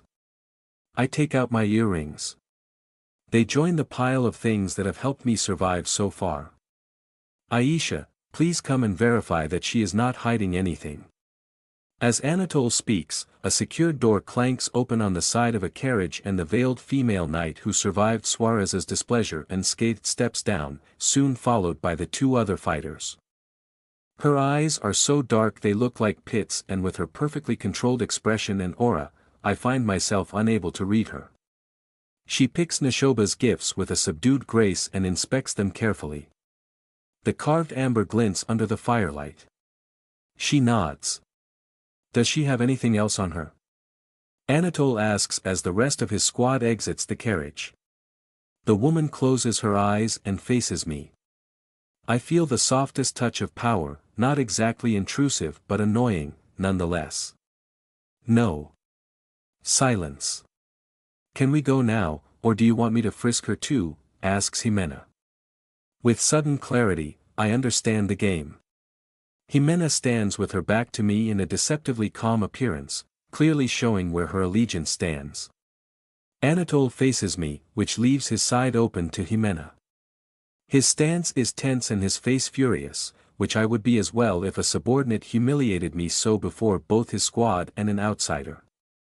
Finally, the 3 remaining members of his squad sit on the sideline, showing neutrality, and by extension, a lack of support to their leader. The largest man of the squad is searching the hills for hostiles, probably. He is not a handsome man, and his shaved scalp makes him intimidating. I see that he found another shield and axe.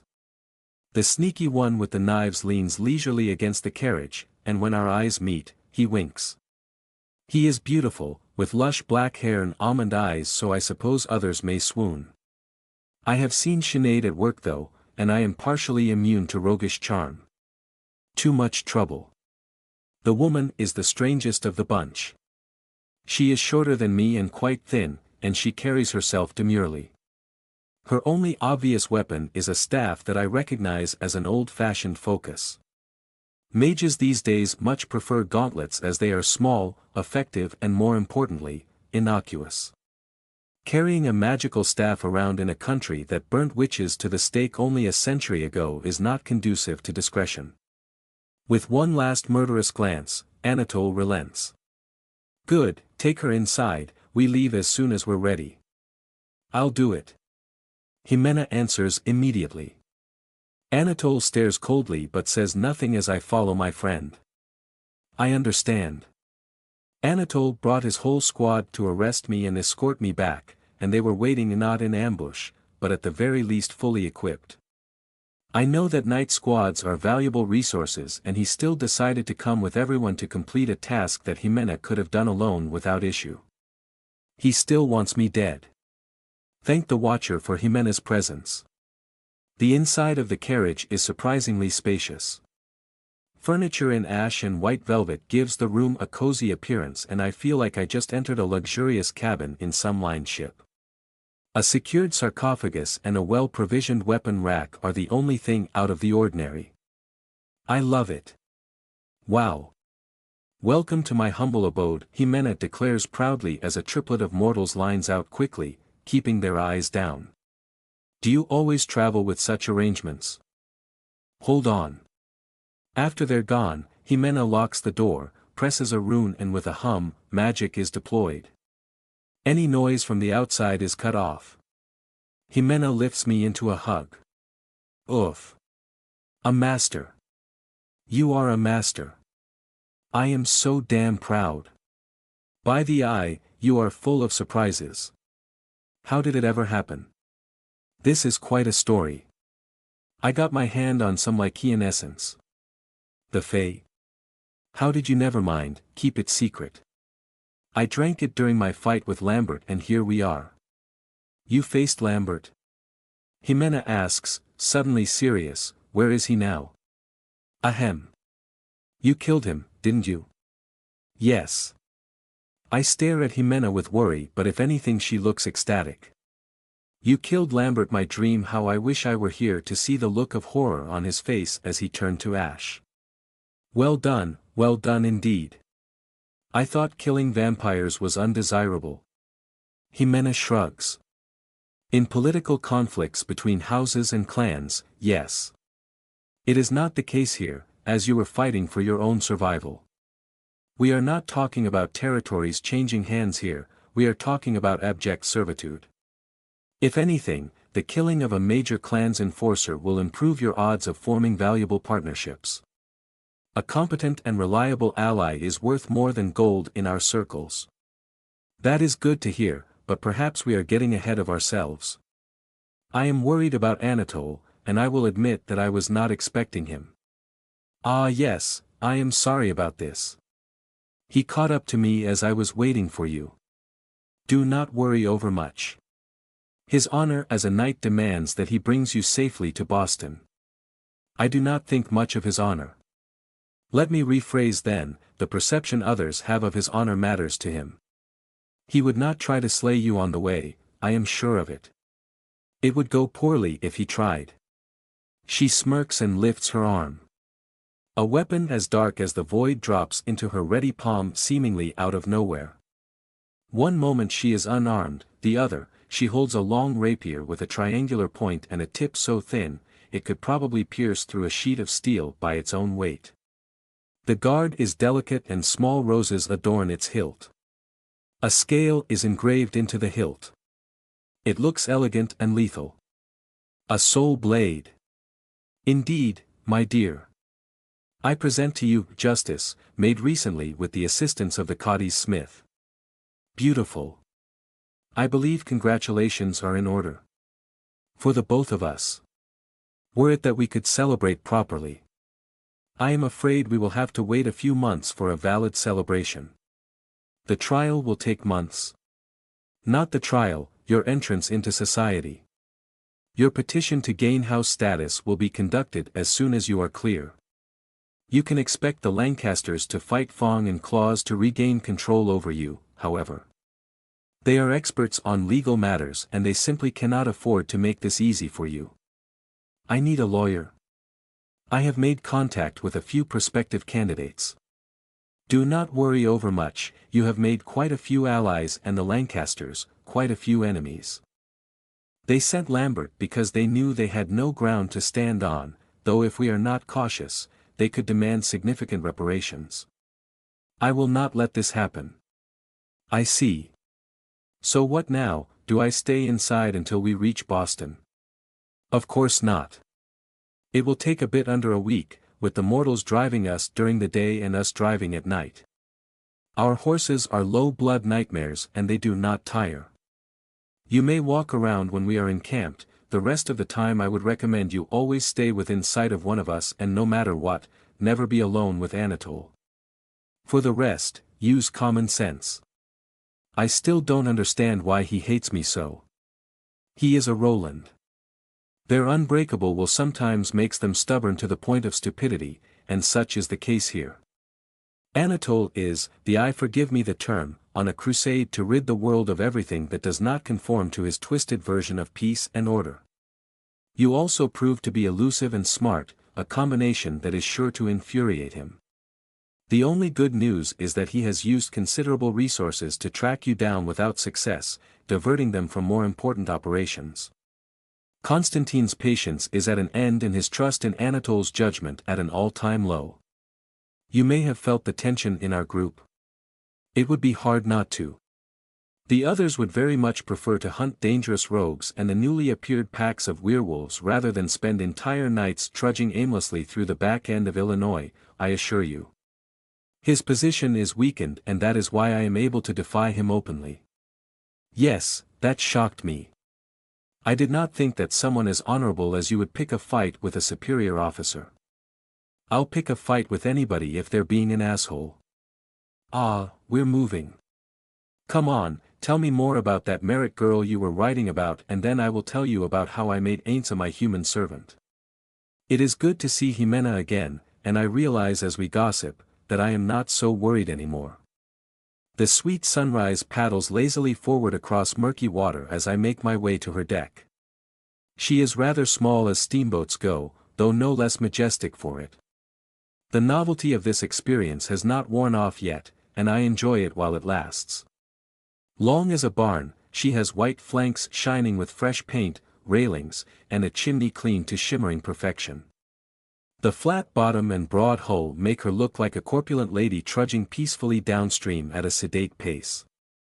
I do my best to enjoy the view as I walk leisurely along, stopping sometimes to catch a moment I may paint later. My notebook will soon be filled with sketches of the riverbanks, of the sailors and merchants, of the officers and passengers. Time slows down and I use the meditative state I am in to think. We have been rerouted and I do not know why, nor do I have any influence on our course. I am not even part of the planning. Aisha received a sending in the night squad changed course on the spot, all previous plans abandoned. When I inquired about the delay, Jimena gave me an apologetic look and a promise that the current crisis is not related to me. Knights will go where they are needed, with or without their prisoner in tow. I only wished whoever sent them off had ordered Jimena to bring me back herself. That would have been common sense, a resource that appears in short supply around those parts. I am left with nothing to do. I am bound to stay under their surveillance as I am now while they take care of travel arrangements, decide on security matters and they plan the next operation away from my sensitive ears. My only role is to stay put and to behave. Even now, I can feel the curious gaze of Alaric, their dagger-wielding flanker, on my back. There is always someone keeping an eye on me. I am not in control of my fate. I hate feeling powerless. It does not matter that we use a trusted captain and have a security detail that a king would find adequate. When dawn presses upon my mind, I join Jimena's secured sarcophagus with the thought that I am at the mercy of men I do not know and cannot trust. It goes against all that I am and yet I do nothing. It would be unwise to act on it and so I bide my time. Any measure I could take to regain some independence now would harm my situation if I were found out. I will have to trust Jimena, and that is all I can do. With one last sigh, I finish a simple rendition of a dead trunk bent over the water, with its branches caressing the passing flow, and slam the book closed. I turn around to the cabin from which the helmsman steers the ship and decide to join him on a whim. It would be too inappropriate for me to visit the engine room and I do not want soot on one of the 3 clean dresses I brought anyway. The perch from which the ship is steered will do nicely. I deftly climb the ladder up and ignore Alaric's gaze on my back and lower back. The box is small, with windows offering a clear view of the surroundings. A solemn man is at the wheel, smoking a cigar and inspecting with care the land around him. He wears a comfortable-looking and well-cut shirt and his black beard shows traces of gray. "Excuse me, sir." The man turns and glares with a frown. I can feel his rising temper in the beat of his heart and the intake of breath, but the insults and complaints die on his lips at my demure air and pleasant smile. I am no Lady Moore, but I have never been hard on the eyes either and few mortals could resist the benevolent attention of my kind. "And what can I do for you, miss? You're one of those folks that came aboard today, Something about an unexpected business?" "Indeed. We were set for Boston, but were waylaid." He nods in understanding and immediately returns his attention to the water before him. I cannot see any danger, but he frowns at things I do not perceive and adjusts our course with a few light touches. "The name's Scoresby, ma'am, one of the 2 pilots of the esteemed Sweet Sunrise. Pleasure having you on board. To what do I owe your unexpected visit?" The irony of a bunch of vampires traveling aboard a ship named Sweet Sunrise does not escape me, nor does the pilot's guarded tone. It appears that I have intruded upon his sanctum and no amount of passive charm will dent his offended pride. I decide to ask the difference between helmsman and pilot later. This is my first time aboard a steamboat, and I could not help but admire all I could. "Why, I haven't seen a grander thing in my whole life," I exclaim. That is a lie.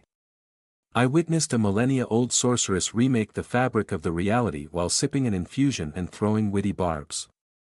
Nothing can top that. I still go on with my shameless flattery, buttering the old grouch up with thick compliments and a pinch of manipulation so that he spills his gut. Metaphorically.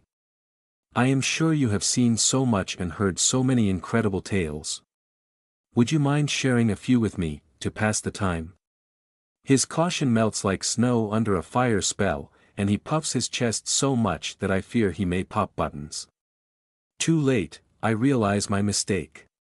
The fellow's tongue is untied, the dam has been breached.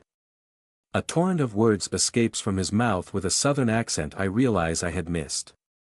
I've been on this ship for a good year, I have, and by the by, I'd say she's one of the finest old ladies to grace this river. And I know what I'm talking about.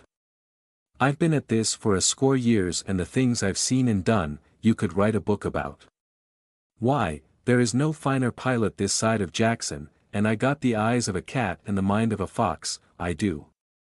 No shallow or dark water there is that will make Andrew Scoresby lose his way, no man. Not once did he glance in my direction. His gaze is always forward as he keeps us on course. We pilots have to remember all islands, reefs, sandbars and bends, yes ma'am, and they change all the time. We got to know the shape of the river like we know the shape of our wives, beg your pardon, better even. Like now at night. And here, we're in luck because the stars and moon show us the way, but when it gets dark as a Negro's bunghole, beg your pardon, then it's another thing altogether. All lines look straight, and all shadows look like snags. You think they'll grab you like a scorned lover, but no, 'tis but shades and bluster. And that bend that looks just fine will shove a rock up the old girl's arse, beg your pardon, and cause the loss of 50 lives and a $250,000 steamboat, it will. And that's just the natural dangers we face. Tell me, my lady, do you believe in the supernatural? He affects an air of mystery, or at least tries to. I try to keep an open mind, I reply drily. Then listen here, there's more that preys on ships than just treacherous waters, there is. I got a story from my cousin who was on the ship itself when it happened. He was a mechanic, mind you. Only 18 at the time. I reckon the ship's name was the Louisa, and she could carry 150 people comfortably. Once, they were making their way to the Kellogg Plantation Pier. It was a dark night, darker than this one. A fine mist was covering the river and the land was so silent, you could hear the first mate fart from the engine room, beg your pardon. My cousin was off shift and he enjoyed watching the pilot work. There were 2 of them on the Louisa like on this one. An old crusty man by the name of Knutson and a new dandy one called Lannis. Lannis was on the wheel then. He was looking out the cabin and frowning mightily. Sometimes, he would mutter and turn around to look at Ben's that my cousins swear looks exactly like Ben's should look like. His nervousness must have been catching, because soon enough there was a small crowd at the fore, muttering under their breaths. Out of patience, my cousin went up to Lannis to ask the poor fellow what troubled him so. Heavens, the pilot replied, something is damn wrong with the river tonight. Be a good boy and go fetch old Knutson, because either my brain is playing tricks on me, or there is some devilish force at work. The pilot is not heated, fully absorbed in his story. He gesticulates wildly and points at imaginary things and people with one hand, the other still firmly on the controls. Even as he speaks, his attention never wavers from the river before him. The boy was scared beyond belief. Terror gripped his heart, but he did what he was told and woke up the old grumbler who first gave him quite an earful, but when he was told of the junior pilot's words, his brow furrowed and he climbed to the bridge like a company of savages was at his heels. Lannis, old boy, he bellowed, where in hell did you get us to? Knutson, old bugger, Lannis replied, we were abreast the Wallace farm an hour ago, and now God only knows where we are. The old man paled and climbed to the pilot cabin, muttering in his beard furiously. He came by Lannis' side and took a gander around. Then with a great gasp, he recoiled and announced, Lannis, my friend, no matter what happens you cannot have us flounder, you hear me? We must pull through. At his words, all the men at the fore were taken with a great fright, and they looked around to the shores but saw nothing but mist, reeds and gnarled trees with roots reaching into the water like witches' fingers. Lannis carried on with old Knutson guiding him until they came to a sharp bend to the right in the river, with what looked like really shallow waters. There was a moment of silence as the pilot guided the ship port. He reached to his tube and called this engine room, telling them to go slow and steady. He slowly turned her starboard and the measures of depth were coming like bells tolling for midnight. 13 feet, they said, Mark Twain, 11 feet, 10 feet. The men were clinging to the railings with desperation for they had never seen the old pilot scared and they knew in their heart that if they were stranded here, a cruel fate would befall them. 9 feet, they heard, 8.5 feet. Scoresby is now screaming with enthusiasm. I hope the other passengers do not think I may be assaulting him. Then suddenly, Knudsen screamed, "Now!" And Lannis grabbed the horn and yelled, "Give me all you got, damn it, full speed ahead." The chimney vomited great gouts of smoke and the paddle wheels slapped the water with great vigor. They all heard sand scraping the keel, but a moment later, the ship was through. A great ovation rose to the sky and the two partners were celebrated for their skill and admirable sang-froid. Soon, the mist lifted and everyone could see a lantern to their right. The Kellogg Pier was in view, with a man sitting on a recliner who stood up and waved his hat like a flag when he saw them. Everyone started to relax and talk about that strange occurrence, and whatever happened to the river. Everyone, that is, but the two pilots. "Full speed ahead," screamed Knudsen, "don't stop for anything." My cousin was terribly surprised and asked the old man what was wrong. His teeth were chattering, and hair was falling from his beard from the stress. Lannis was not much better. Cold sweat made his jacket cling to his lanky frame. The Louisa forged ahead as the passengers stared, mesmerized, and when it became clear that the ship wouldn't stop, the man on the pier threw his hat down in anger. And his eyes were black as the devil's heart, they were, not just the iris, the entire eye. Abject horror seized all aboard. They were so scared they almost suffocated, and a few of them even lost consciousness. "Fools," Knudsen said, "we're not out yet." And so the pilots kept going and soon enough, the shores became normal again and they landed safely a bit later. When my cousin asked the pair how they knew it was not the Kellogg plantation, Lannis answered. "The pier was right," he said, "the man was right too, but the shore was wrong." Then old Knudsen brought his partner, my cousin, and a bottle of whiskey to the mess and talked about a legend that there was a wicked man who lived on an island in the middle of the river and made his wealth stealing from passing ships. One night, the river flooded and plunged the entire island under the water. The devil took his soul then, and will only let it go if he can bring enough dead to offset the weight of his sins. And that, my lady, is why pilots are so important and why we need to know the river perfectly. I do hope we come across this interesting character. I bet he would taste nice. Thank you, sir, I feel safer now that I know we are in such good hands. Right you are, ma'am, right you are. How I wish I could stay and hear more of those outlandish tales. Perhaps there will be more time after I answer this call I just felt. The Mississippi is long and my destination unknown. I thank you for your time, Mr. Scoresby. I will leave you to your work. That was a pleasant distraction. Unfortunately, I will have to shorten it. With one last smile, I stepped down the ladder to answer the summons of my smiling jailer. The ability to feel my essence is a tremendous advantage in just about everything I can do with my powers. It is so helpful, that I have no idea how I managed without it. I can better control my aura, which is now significantly more powerful, and I am confident I will be able to hide it almost completely within a year. Healing can be directed now to specific wounds instead of just happening. I can move faster, more easily, and for a longer period of time. All that I do tires me less and I wake up earlier every day. I also noticed that charm works by sending a very thin tendril of essence to the targeted person or their aura, which means that I no longer need to imagine a rope, nor do I really need eye contact, though it helps. I cannot explain why eye contact helps. This strange logic always leaves me feeling ambivalent. The rational part of me, the one that trusts science and enlightenment, finds it all very strange. I would go so far as to say nonsensical. The deeper part understands it to a level that no words can do justice to. It remembers the fairy tales and the ghost stories, the strange rules of dusk, midnight and dawn. The power of oaths and beliefs.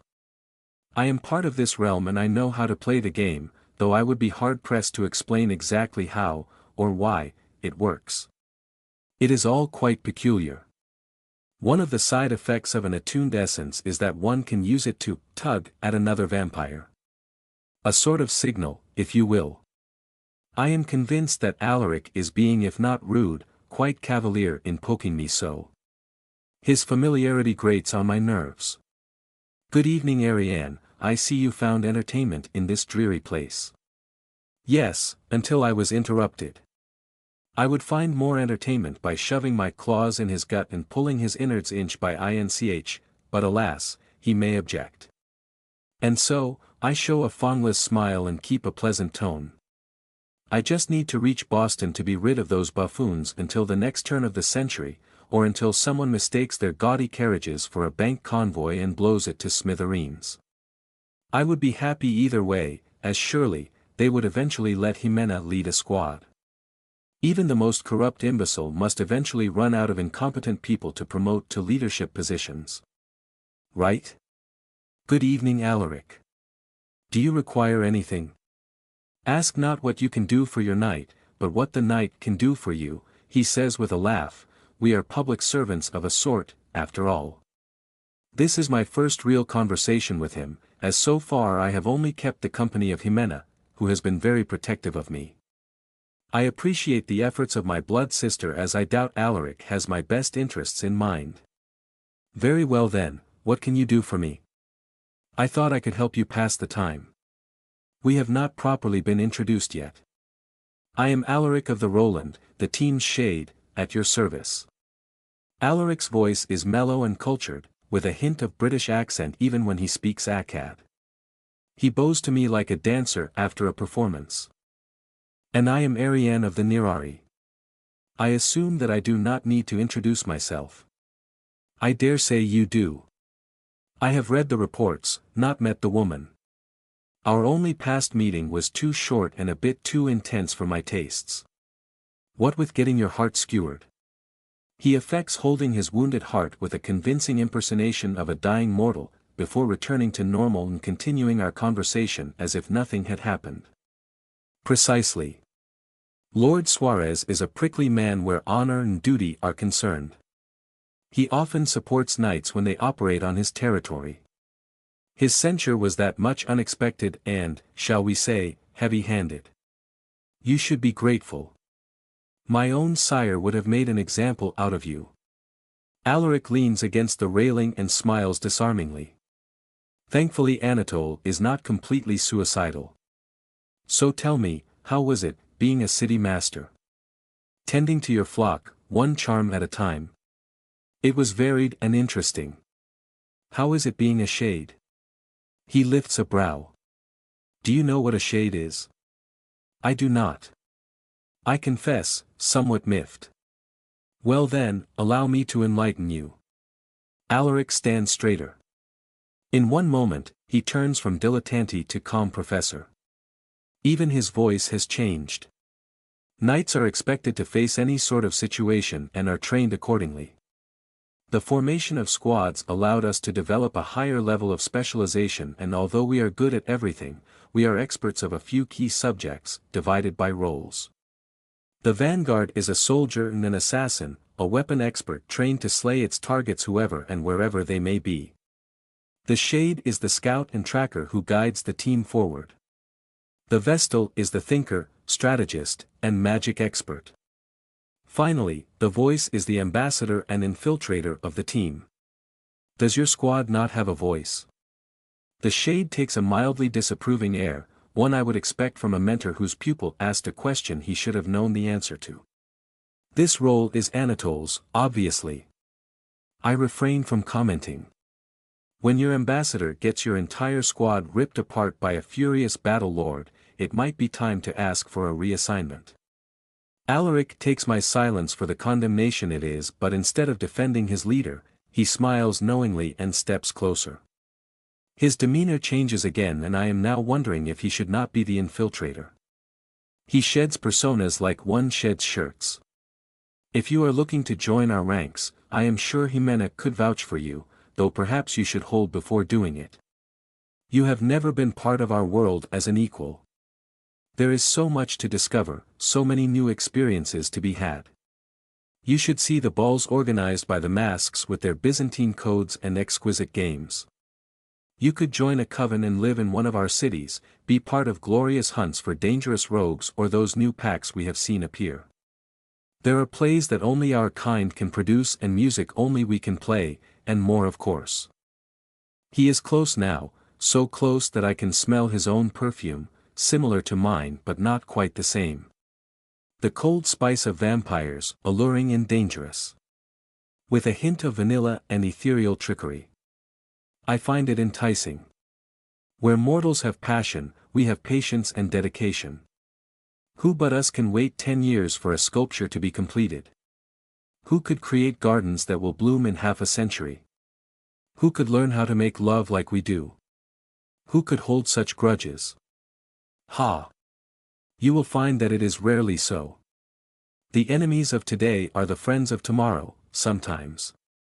Only the Rolands keep grudges for centuries, I believe. Like Anatole and you then? Just my luck. I hold no grudge towards you. I swore an oath to uphold the code and I have no doubt that you will gain your freedom after we reach Boston.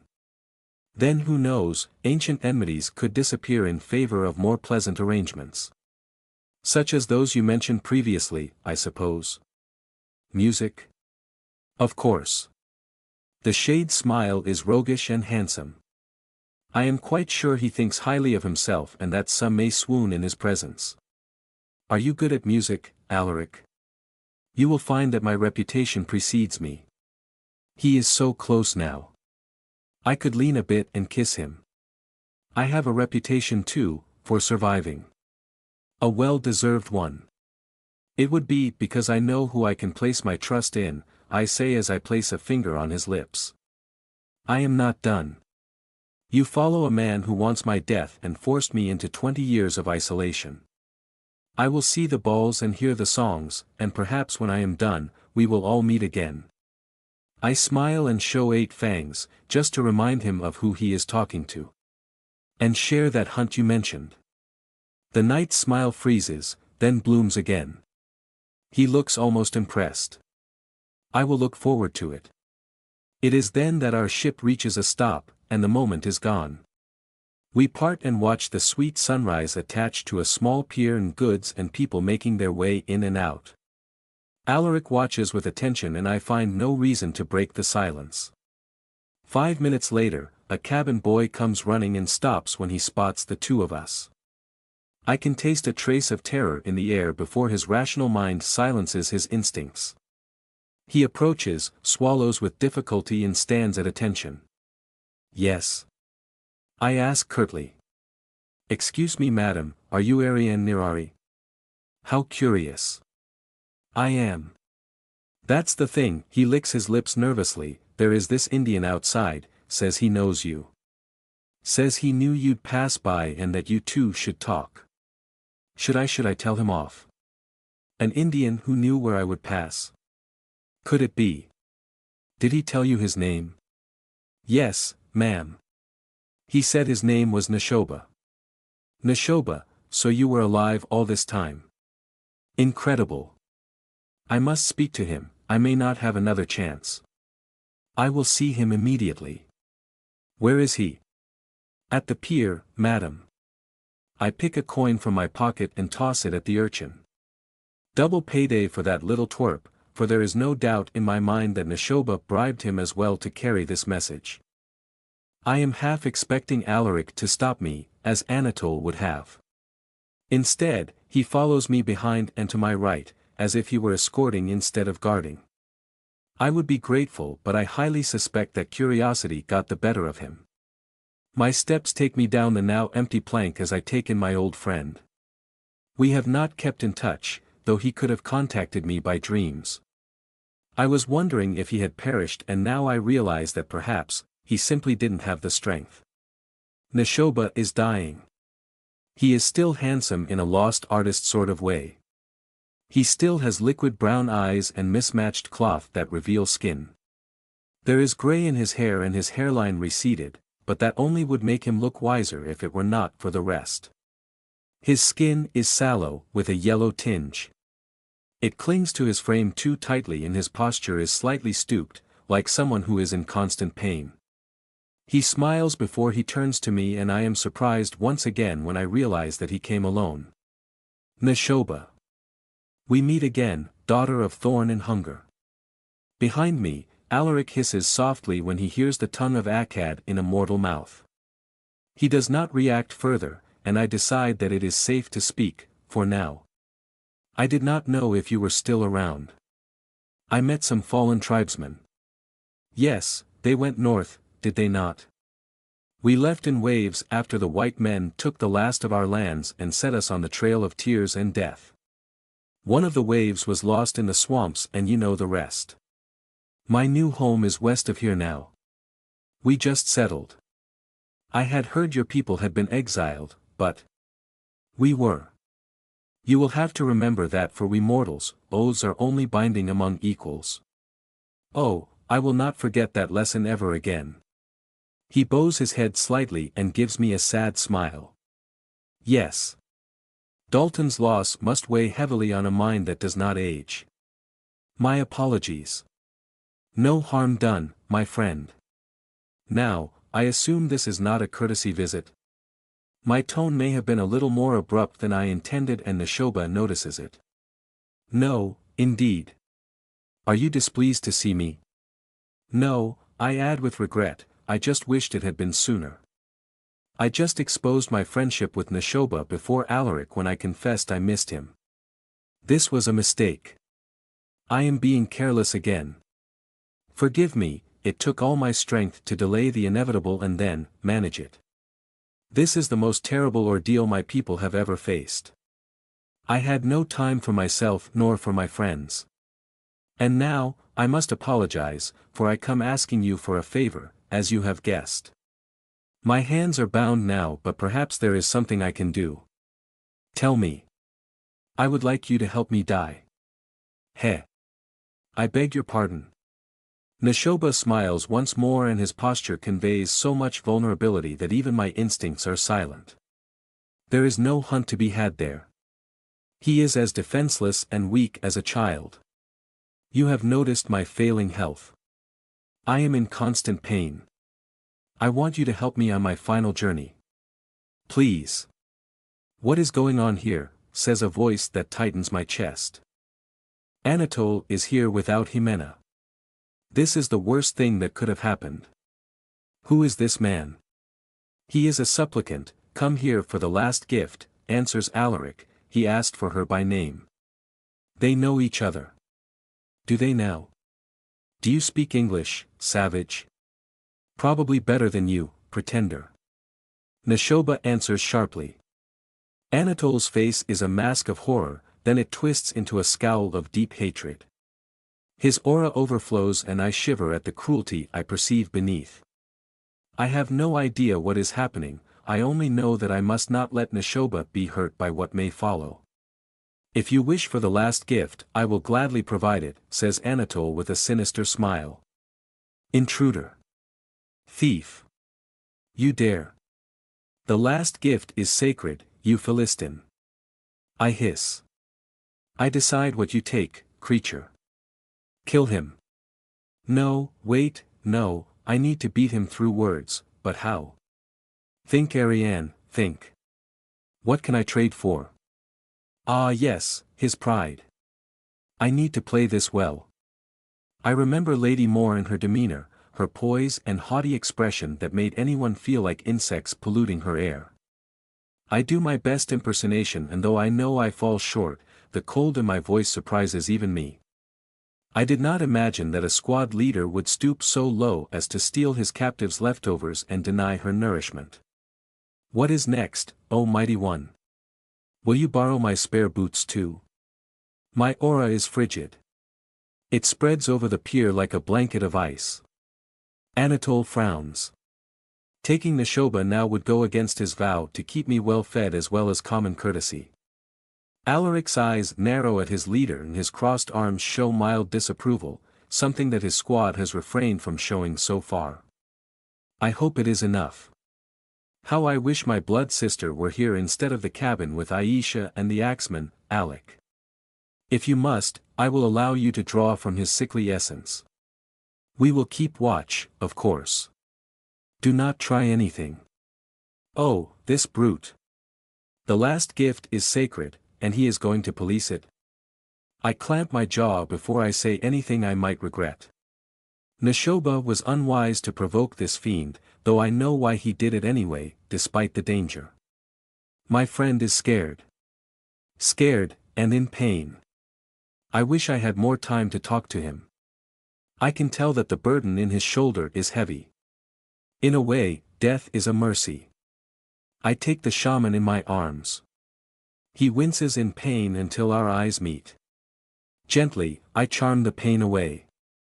I smother it and shove it in the background where it can be ignored. Neshoba takes one shuddering breath and almost collapses. Tears of relief drip down his pallid cheeks. Are you ready? I ask softly. I was ready before coming, you know, because I can see the future, I finish with a smile. I gently take his neck as he eases his head back. I bite down. I take the rope and tie it to my neck. I left my shirt and other things on a stone. That way, they will know what I have done and maybe little sister can get a spare shirt. I am strange. The others don't like it. They call me Cloud Head. Now they are bullying little sister too, because she is my sister. I will die now and everyone will be better. Me too. I hope. I pick the stone and walk forward, but something bumps against me. I look down. There is a big turtle. She bumps my leg with her tiny head. Hello. I say. The dream vision is so clear, I am a shaman now, bound to the turtle spirit. She is enduring and smart, though she is slow too.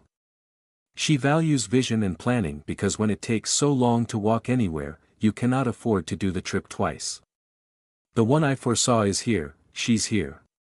She is an Anglo girl, and her mind is cold like a midwinter night. She is lost, I can tell, like me. She cautiously steps out in the open and sniffs the air. Quick, I will present my offering, my blood. I hope we can be good friends. Dalton is dead and this part of my life is gone. Ariane, daughter of Thorn and Hunger, leaves. It will take a long time for her to earn this moniker, but I am confident that she will one day, long after I have passed.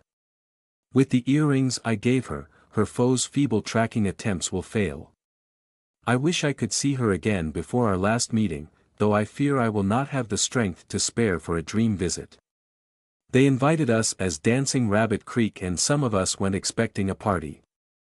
I knew what was coming but there was nothing I could do. Our land is claimed by the United States. To stay, we will have to become citizens. I have seen what befalls those who are not of their race, and though some of us will stay, they will just suffer longer. Leaving remains the most pragmatic choice. I am sick and tired. The ache in my liver is now a constant pain that permeates everything I do. I am reaching the end of my path and my tribe will survive in Oklahoma, the land of the red people. There is only one thing left to do before I can finally rest. I have to give her the key so that she may grow into what will give this world a chance. I must strengthen her gift.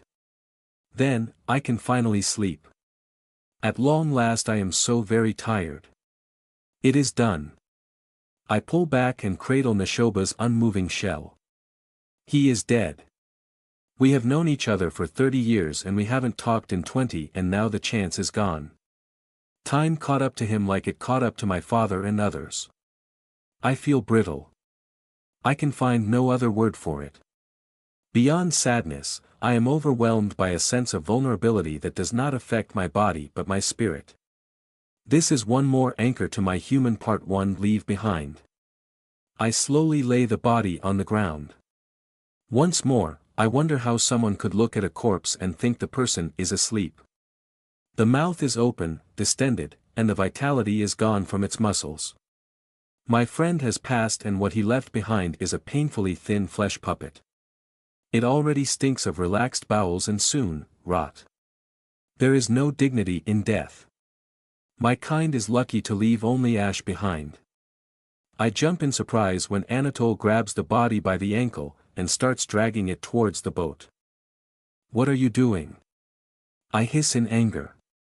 Anatole turns to me with a smirk. "Taking out the trash." And with a lazy swing, he drops the corpse into the river. "No. You heathen. How dare you? Defiler." I move forward, have to recover the body, but something holds me back. Alaric, I realize, has grabbed me under the arms and lifted me up so that my feet cannot find purchase. "Why would you do that?" "He was my friend." "I am not surprised that a bumpkin like you would befriend a barbarian." "You dare." "Calm down, Ariane," says a voice from behind, "this is just a husk." It's not about the husk, it's about respect for the dead.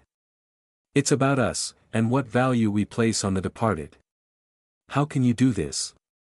Anatole's cruel smile widens. He is most amused. Kill him now." "That's it, I am done with those idiots." I will do no such thing." I stop struggling and let the coldest part of me smother my heart before it can kill me. This is what Anatole wants, one more trap to force my hand into resisting him. He knows the game is almost over. Now he resorts to dirty tricks in a last-ditch effort to execute me before the journey ends.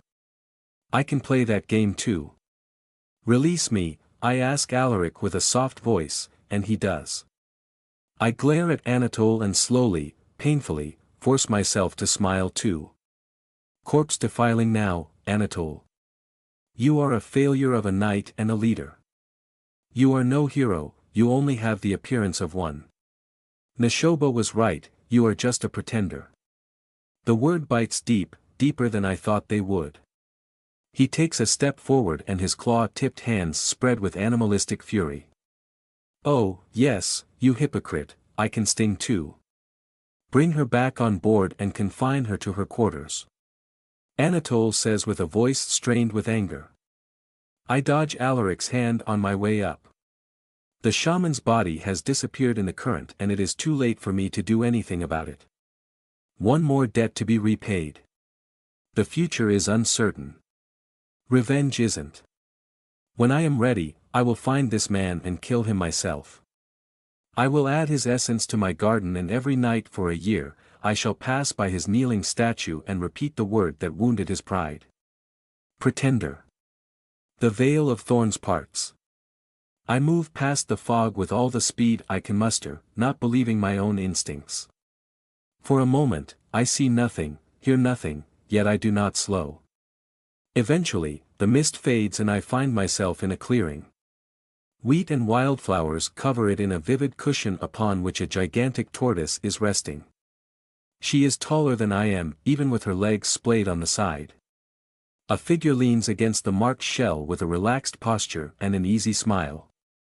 He is young again, with lean muscles and the eternally mismatched clothes. I stop in the middle, even more surprised. There is sun on my skin. Sunday. Not the unforgiving fire that keeps me hidden and afraid, real, honest, July sun. I raise my head to see an endless sky of azure and lift a hand to cover the glare of the golden orb. A gift from me to you, as an apology for not keeping in touch. I am crying. 30 years. 30 long years, and now this memory that I will keep and cherish, untainted by the transformation. I would let you get a tan if I could, daughter of thorn and hunger. Unfortunately, we are on a schedule. My friend here cannot extend my stay for too long. How are you here? You are dead. Yes. Immediately, guilt makes me bend my head. Your body was fished out of the river by my son 2 minutes after falling in, and given a proper funeral. Of course, I would not come alone, nor let an alligator snack on my most excellent features. How could I let that happen? Don't you know? I can see the future. Of course. I chuckle merrily. I was right not to attack Anatole, and now I no longer have cause for regrets. I will still kill him though. What did you mean by pretender?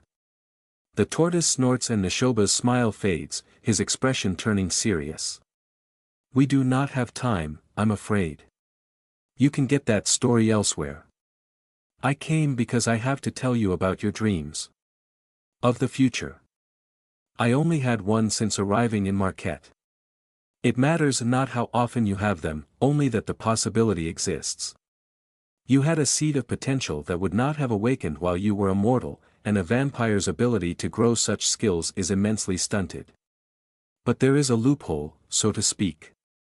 As a devourer, you can take the essence of seers and prophets and use it to develop your own. You will need it. Can I force dreams? I think I did before. I saw the day battle at Black Harbor. That was a vision of the present, of events happening less than a mile away, and in which you were heavily involved. Other visions will be harder. As a general rule, you want to rely on mundane means as they are more reliable.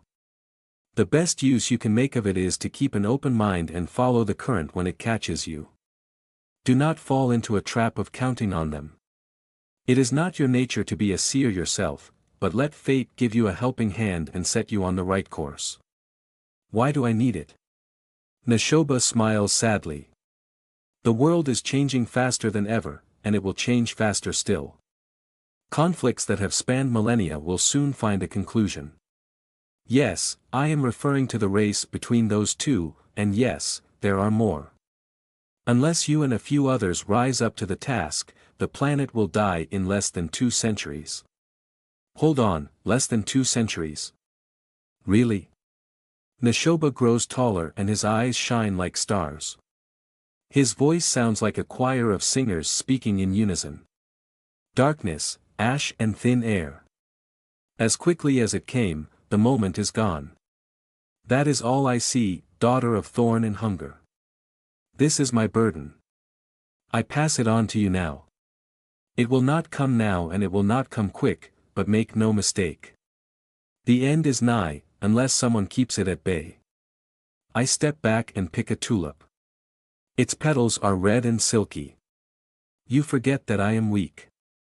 My sire killed a lord without trying, his mother could probably unmake me with a gesture. Can I really make a difference? Can the world be saved? Perhaps. He winces. My time has come. Remember what I said. Build your strengths, prepare, and when the time comes, step up to the challenge. Fair enough. One last thing. Neshoba places his hand on my shoulder. The touch is soft and intimate, it conveys more emotions than a book could. No, we cannot meet again. I do not know where you will go when your time comes, but it is not my destination. I am sorry. The tortoise puffs again. The world fades around me. Farewell, my friend. And good luck. The mist returns. I am once more in my garden. I decide to stroll along the garden, between hidden paths and statues. I try to forget what I know for sure happened. I refuse to consider it. He lied when he said perhaps. No, he was probably wrong. Probably. I wake up to a ceiling of lacquered wood. Jimena's cabin. I expected Spartan furniture aboard. Instead, each vampire-occupied room is lined with chocolate-colored planks varnished and polished to a luster, with assorted chairs, table, and cabinet. There are no windows and we are at the bottom, behind several layers of reinforced doors. Between those precautions and the guards, it would take an immense effort to eliminate the squad. To kill us, one would need to catch up to us, board us, and fight through well-trained and well-armed guards. Then, they would need to escape as the men have instructions to scuttle us if it looks like the battle is lost. The intruders would have to dive and recover the sunk sarcophagus through the wreck and then blow them up before night comes. A daunting prospect. Despite those many measures, the most secure defense of the ship is still its anonymity. The steamboat carries carefully vetted goods and people aboard. It appears, for all intents and purposes, like any other ship sailing this great river. Truly, we are in good hands. The luxury is just an added bonus. I sit up and look around. Jimena's fortified coffin is at the side of the bed, and the woman herself is reading, already fully dressed. I am only wearing a modest shift to sleep. "Good evening, sister," I say. The poor woman frowns and her hands flex on her book, the claws scratching the cover. Her lips draw into a line. "Enough," I add with a smile, "I told you it is fine." And I still disagree. I should have been here. I stand up and shake my head, giving up on the argument. "Do we have any plans for today?" "No. It will still take one day at our current speed to reach our destination. I suppose I can tell you now, we are going to New Orleans." I stop in my tracks. "Fret not, I told you this was not related to you in any way." "You did. Since I have nothing to do, I was wondering if you were willing to answer a few questions." "Naturally. We can start here, then we should go outside at nightfall." If I enjoyed being cooped up like this, I would have become a nun. I make full use of this opportunity to learn more about my world, or what will be my world if I can finally stop being delayed. There are about 120 vampires on the continent, an extremely low number for such a large territory.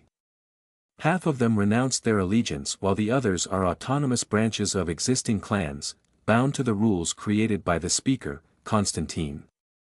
The man himself is an intriguing character.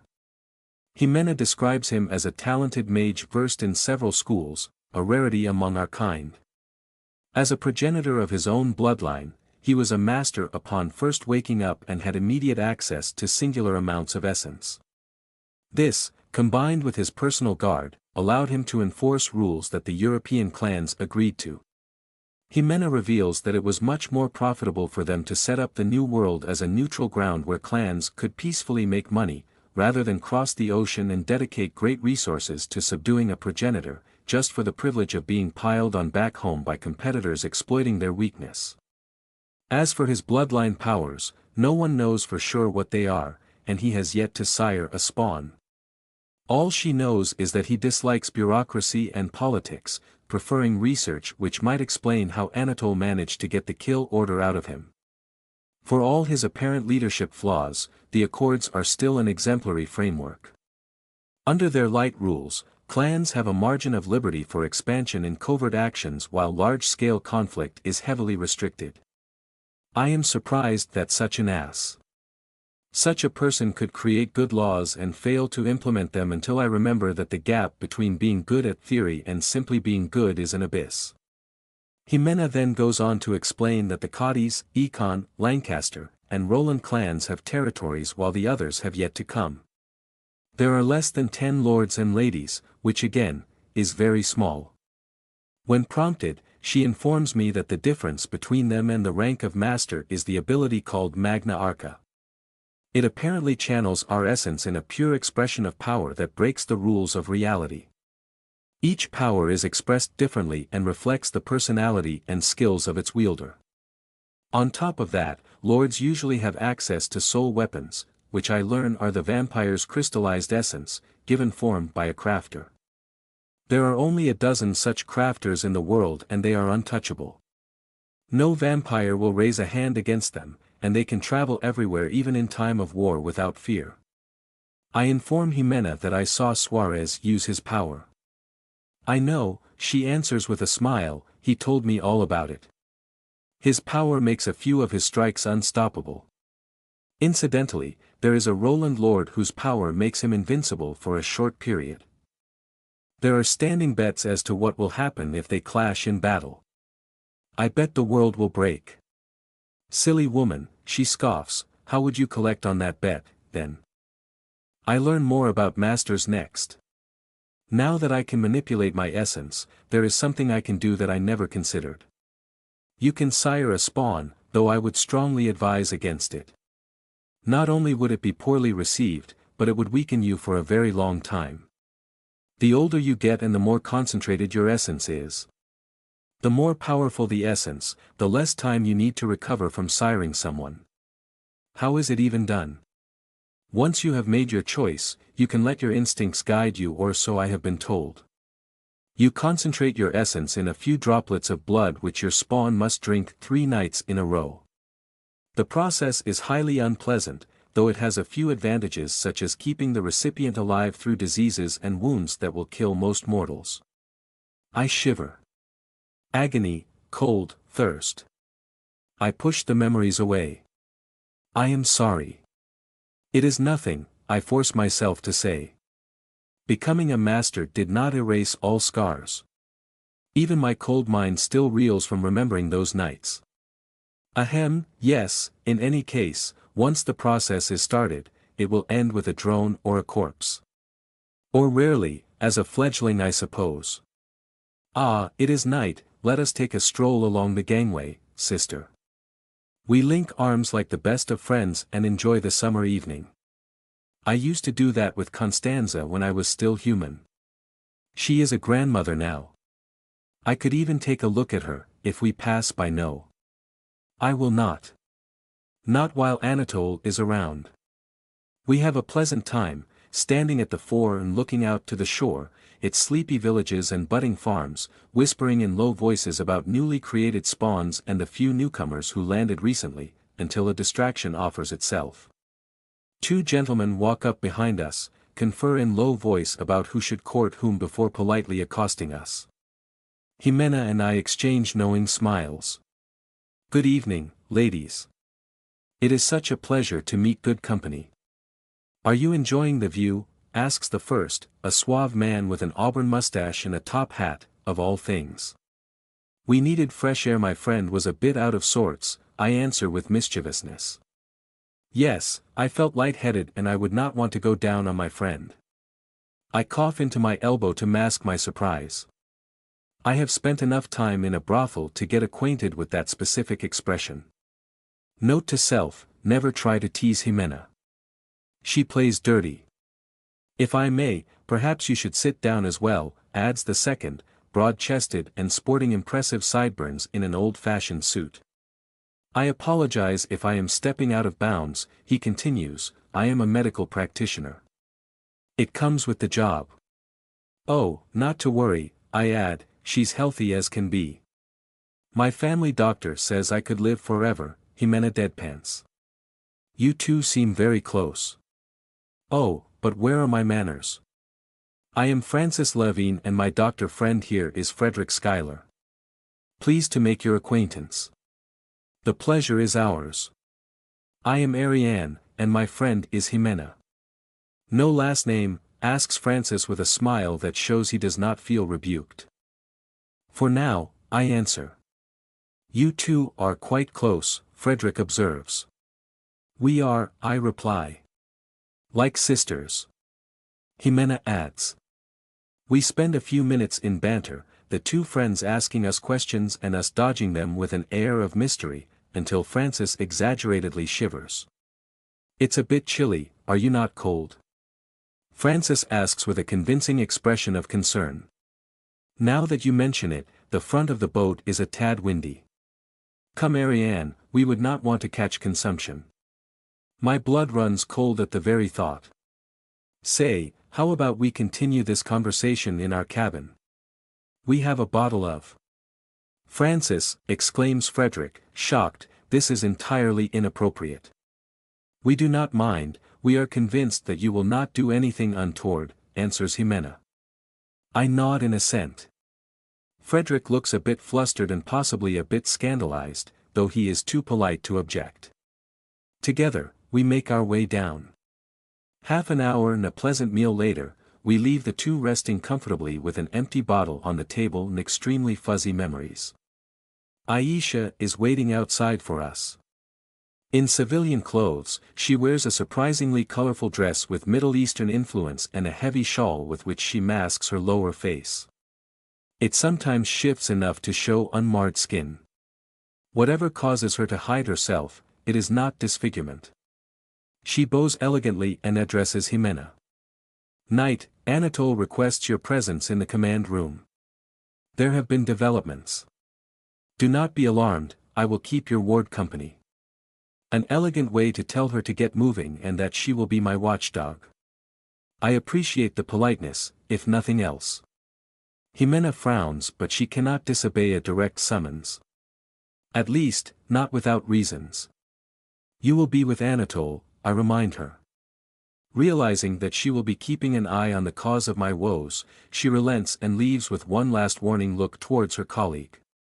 I almost jump and claw off the petite woman's face when she grabs my hand. Her eyes are wide and convey a sense of urgency. Quick, I don't have much time. I know you have no cause to trust me, yet I beg you. Please follow me. And then she drags me through an alley and down a set of stairs below deck.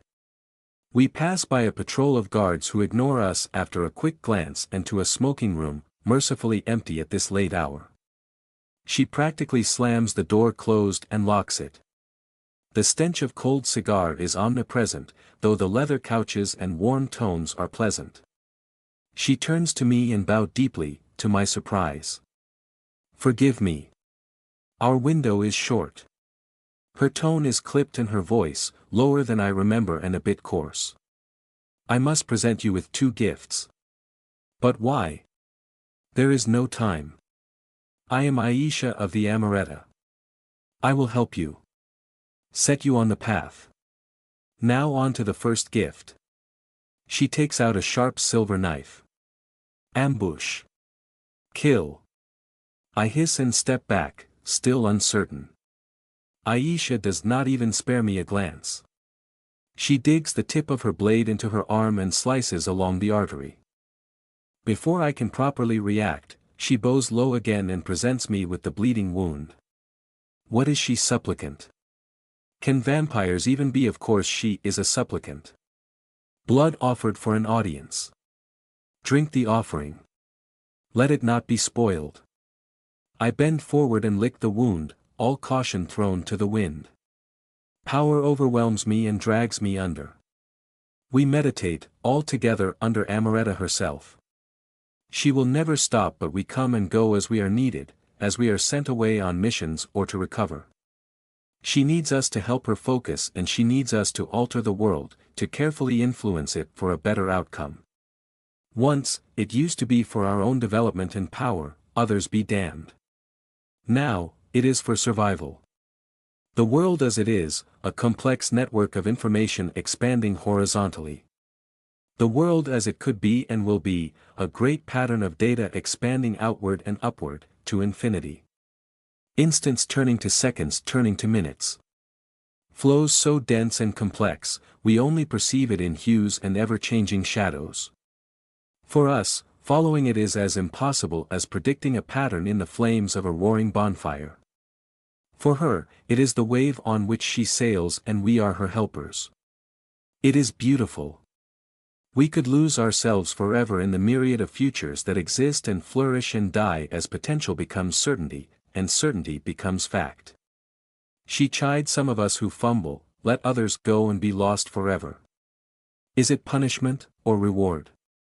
The more time passes and the more I have doubts. The tapestry is shrinking. The infinity of time and space is closing on us. It is not a sign that the world shall perish, but that we will. Something, or somebody, is clipping our wings.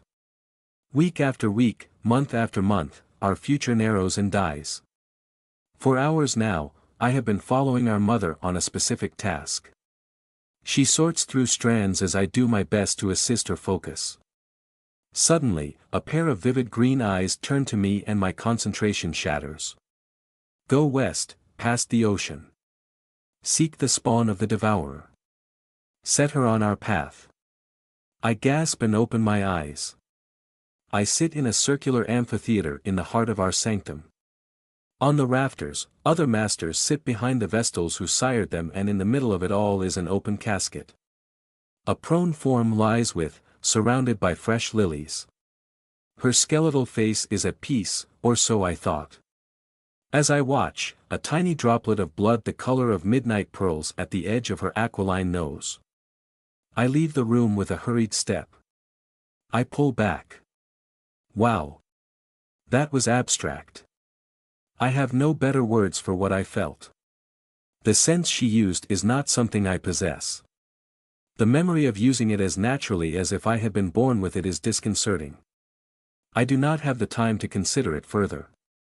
The small knight collapses in my arms. Supplicant. Speak. Aisha gasps through her shawl and grabs my shoulder with her hand. It takes her a few moments to recover. When she does, she stands back up at a respectful distance, as if nothing had happened.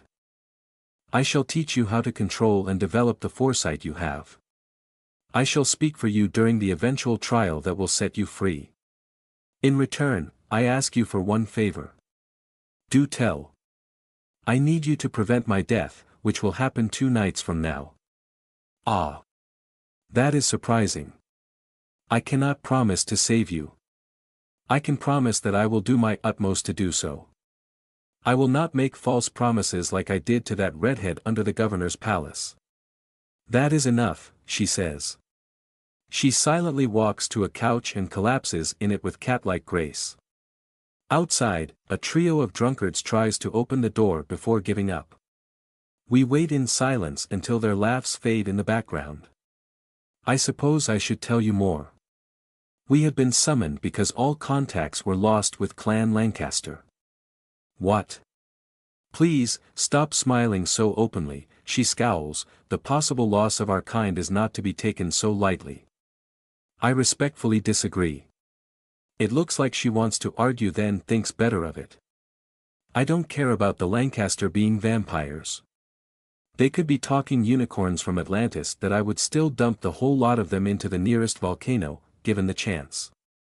I would sell menacing to the Order of Gabriel for 3 pennies and a rusty fork, and I don't even eat. Hell, if I were in a room with more, Eerie, Semiramis and 2 pistols, I would shoot more twice. Aisha continues her briefing with a noticeably darker mood. They were in conflict with a major spellcaster group called the White Cabal. We have so far ignored the Cabal, as they are defensive in nature. They mostly track down rogue spellcasters and they are surprisingly effective against the Order of Gabriel. It appears that the Lancaster drew their ire, due to their aggressive recruiting practice. Let me guess. They abducted one of their members and turned them. As far as we can tell, not just any member. A well-appreciated enforcer and defender. The Lancaster expected the Cabal to lay low, instead, they rallied and brought the fight to New Orleans. That was a week ago. Since then, we do not know what happened. It is not unusual for a house to go dark during an all-out fight, but never for that long. Constantine asked us to move in just in case. His caution proved warranted. Oh, go dark. This is all so very mysterious and exciting, and the Lancasters could even be dead. Could this Cabal truly have taken out the entire den? Unlikely, but possible. Some houses grow complacent and many of Lady Moore's resources are nothing but rejects. I frown. Present company excluded, of course, she adds hurriedly. Well, she's not wrong. It just stings when someone else says it. Pray tell, do you know how you will die? I do not. Only that it will be violent. You appear in the strands where I survive, so your contribution is required. Fair enough. So, no matter what there will be a fight. It is inevitable, though the details are blurred. Could you not just refuse to join? She glares coldly. Would you? Of course not, I reply with a smile. Well, this should be interesting. Let's start with the most obvious. Say, Aisha, is there any way for you to conveniently have my weapons around when things go to hell? I'll see what I can do. In the meanwhile, take this. I stare at her offering. That is a deck of cards. Yes. Texas Hold'em. 3-card brag. Omaha. Aisha tsks and lightly slaps my hand. This is not a standard deck. I can play tarot, no worries. Will you stop this, she hisses. This is a vision deck. It contains 12 pairs of opposite concepts. For some reason, it is easier to guess what you will draw. We use this to train our fledglings. Now, what concept is this, she says, drawing a card at random. Air. Vengeance. It's not even on the list. How would I even know what's on the list? I hiss back. I realize that we are very close, fangs out. I am supposed to let her teach me. This is a part of our agreement that helps both of us. I made a commitment. I pull back. Tell me what I am supposed to do. She sniffs disdainfully. I have not left the best of impressions. Neither did she. Do you know how to meditate? Yes. Try to do that and leave yourself open. I will present you with a card.